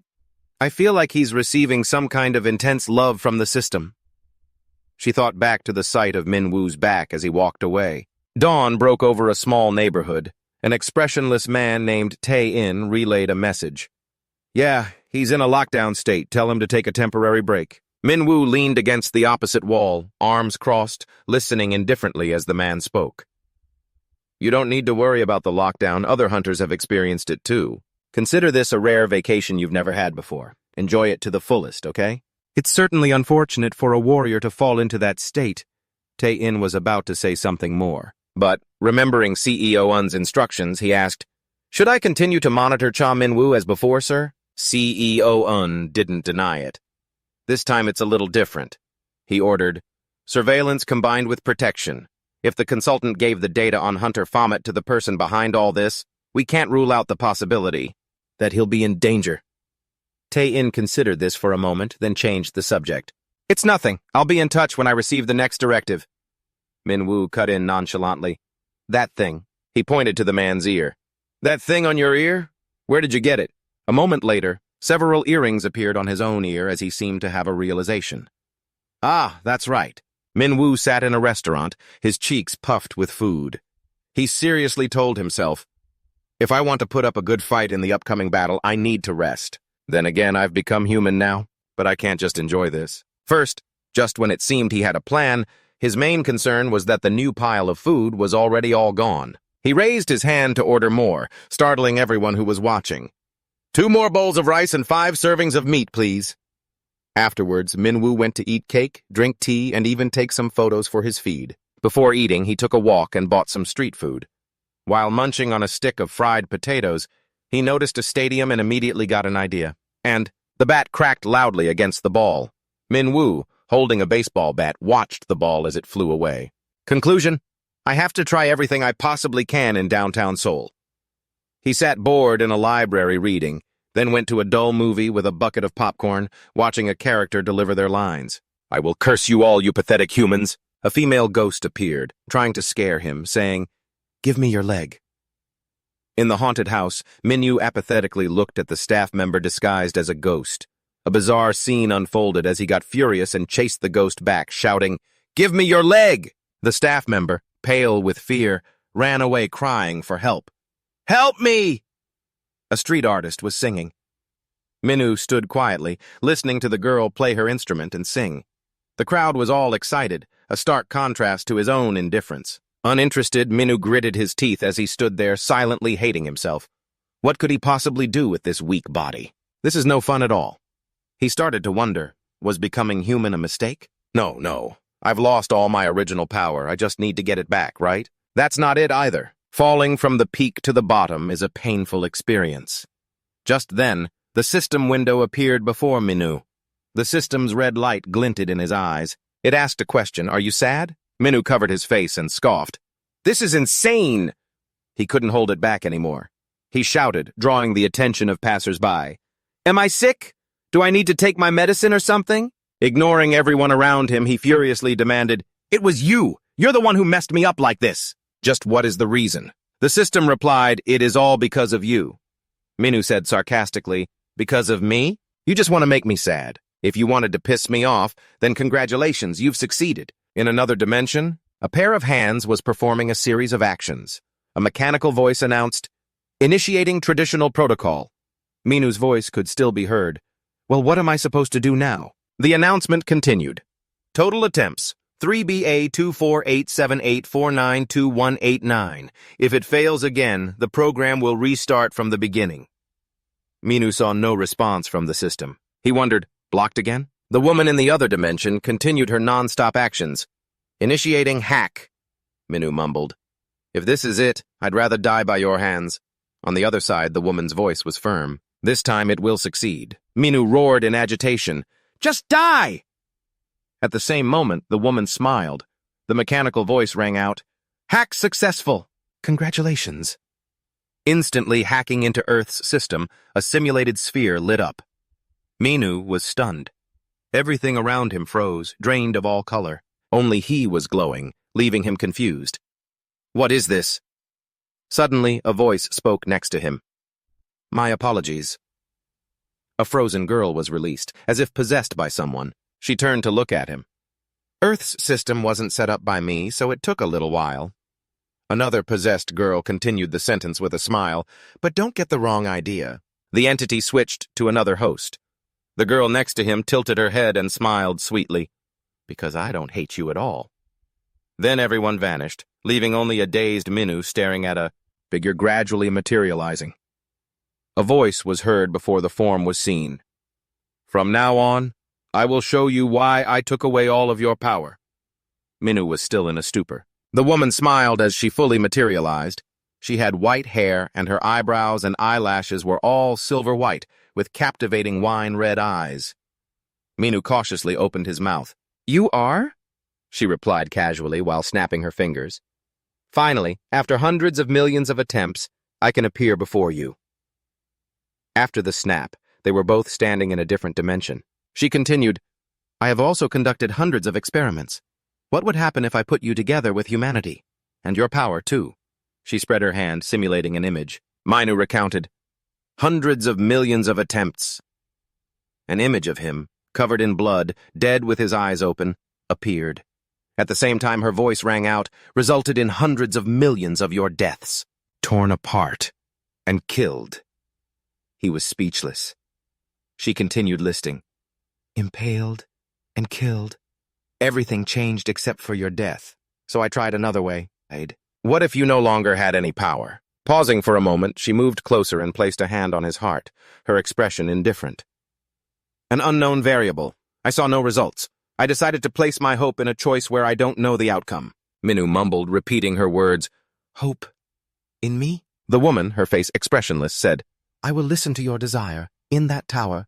You called me father. A past Minhu, before becoming human, clenched his fist resolutely. That image gradually overlapped with his present self. Minhu lowered his head in silence and asked softly, Will God really make my wish come true? He looked up, his lips curling into a contemptuous sneer. After I've died hundreds of millions of times? He pulled her into an embrace, pressing close to question her. By someone who isn't even stronger than me? She smiled faintly. I've been waiting for you to say that. She turned and raised her hand, creating something. She projected the silhouettes of 6 strangers, some tall, some slender. Only their shadows were visible, their identities unclear. These are beings that you could never defeat, with your original power. From left to right, there appeared to be 2 cunning-looking men and 1 woman. She affirmed, You must become stronger. Looking to the right, there was a muscular, long-haired man, another man, and a woman. She emphasized, much stronger than before. There was one who looked the most dangerous among them. He glared, revealing 2 different colored irises, one emerald green and one purple. Minhu muttered grimly, Shh! He gasped in surprise.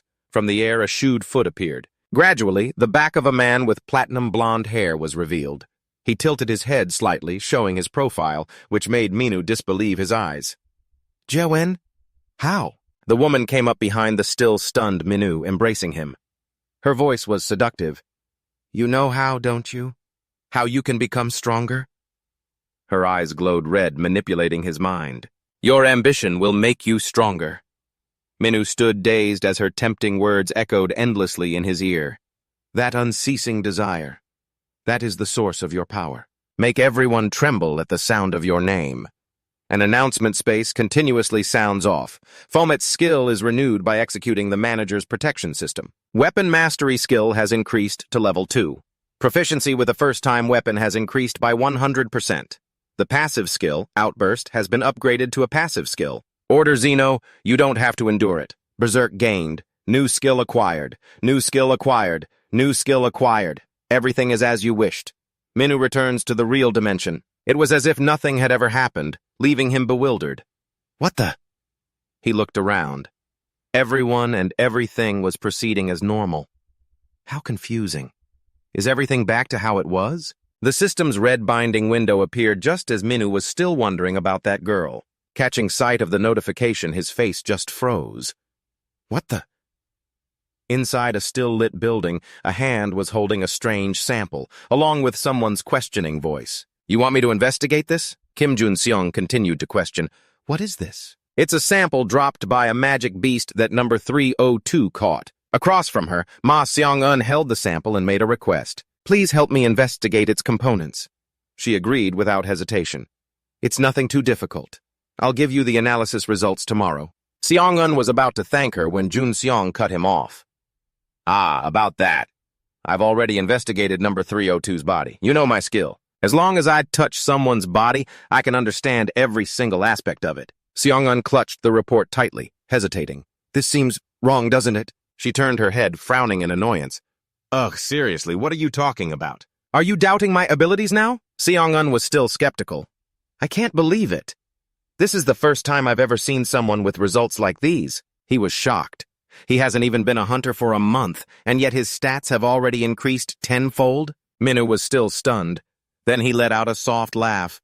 Before his eyes, the system presented a hidden quest. Judgment of Giovanni, Apostle of Wrath. And the reward, Giovanni's special skill. He spoke again. Interesting. It's back, huh? A hunter's stats are what show their true strength. Based on those stats, they are divided into different ranks, from S down to F rank. Some have basic weapons with a simple breastplate, while others have intermediate weapons and a few self-defense skills. But for those with high stats, good magic and skills are a source of immense power. Although a hunter's stats can increase just by breathing for those who truly pursue power, that creates a huge gap between those who try and those who don't. There are two main ways to increase stats quickly. The most common one is hunting magic beasts. Hunters use their skills and weapons to kill them, or through special training. Both men and women can go to the gym for physical conditioning. In addition, some hunters can also develop down a mysterious path, but those are just unconfirmed rumors. In a room, Ja Minu, Ma Seong-un, and Kim Jun-seong were in conversation. Seong-un pushed up his glasses with his middle finger and inquired, "Long time no see. You been well?" Minu, sitting across from him, not to be outdone, pretended to be nonchalant and cleaned his ear with his middle finger. Thanks to a certain someone, Seong-un, maintaining his pose, said angrily, "You didn't come here just to talk nonsense, did you?" Minu's posture didn't change. "Even if you ask, you're the one keeping tabs on me anyway." Jun-seong took a sip of water, feeling helpless at the scene. These two grown men are so childish. Hearing this, Seong-un whipped around and signaled her. She shrewdly caught on, approached Minu, placed a hand on his shoulder and said, "Calm down, number 302. The captain has already apologized many times." He said annoyedly, "Hey, your hand." Jun-seong activated her probing skill. While using her skill, she feigned regret. "Oh, how disappointing." The system's blue window announced, "Accessing target's information." In Jun-seong's eyes, Minu was just a black shadow submerged in a sea of data, who then retorted, "What the hell are you talking about?"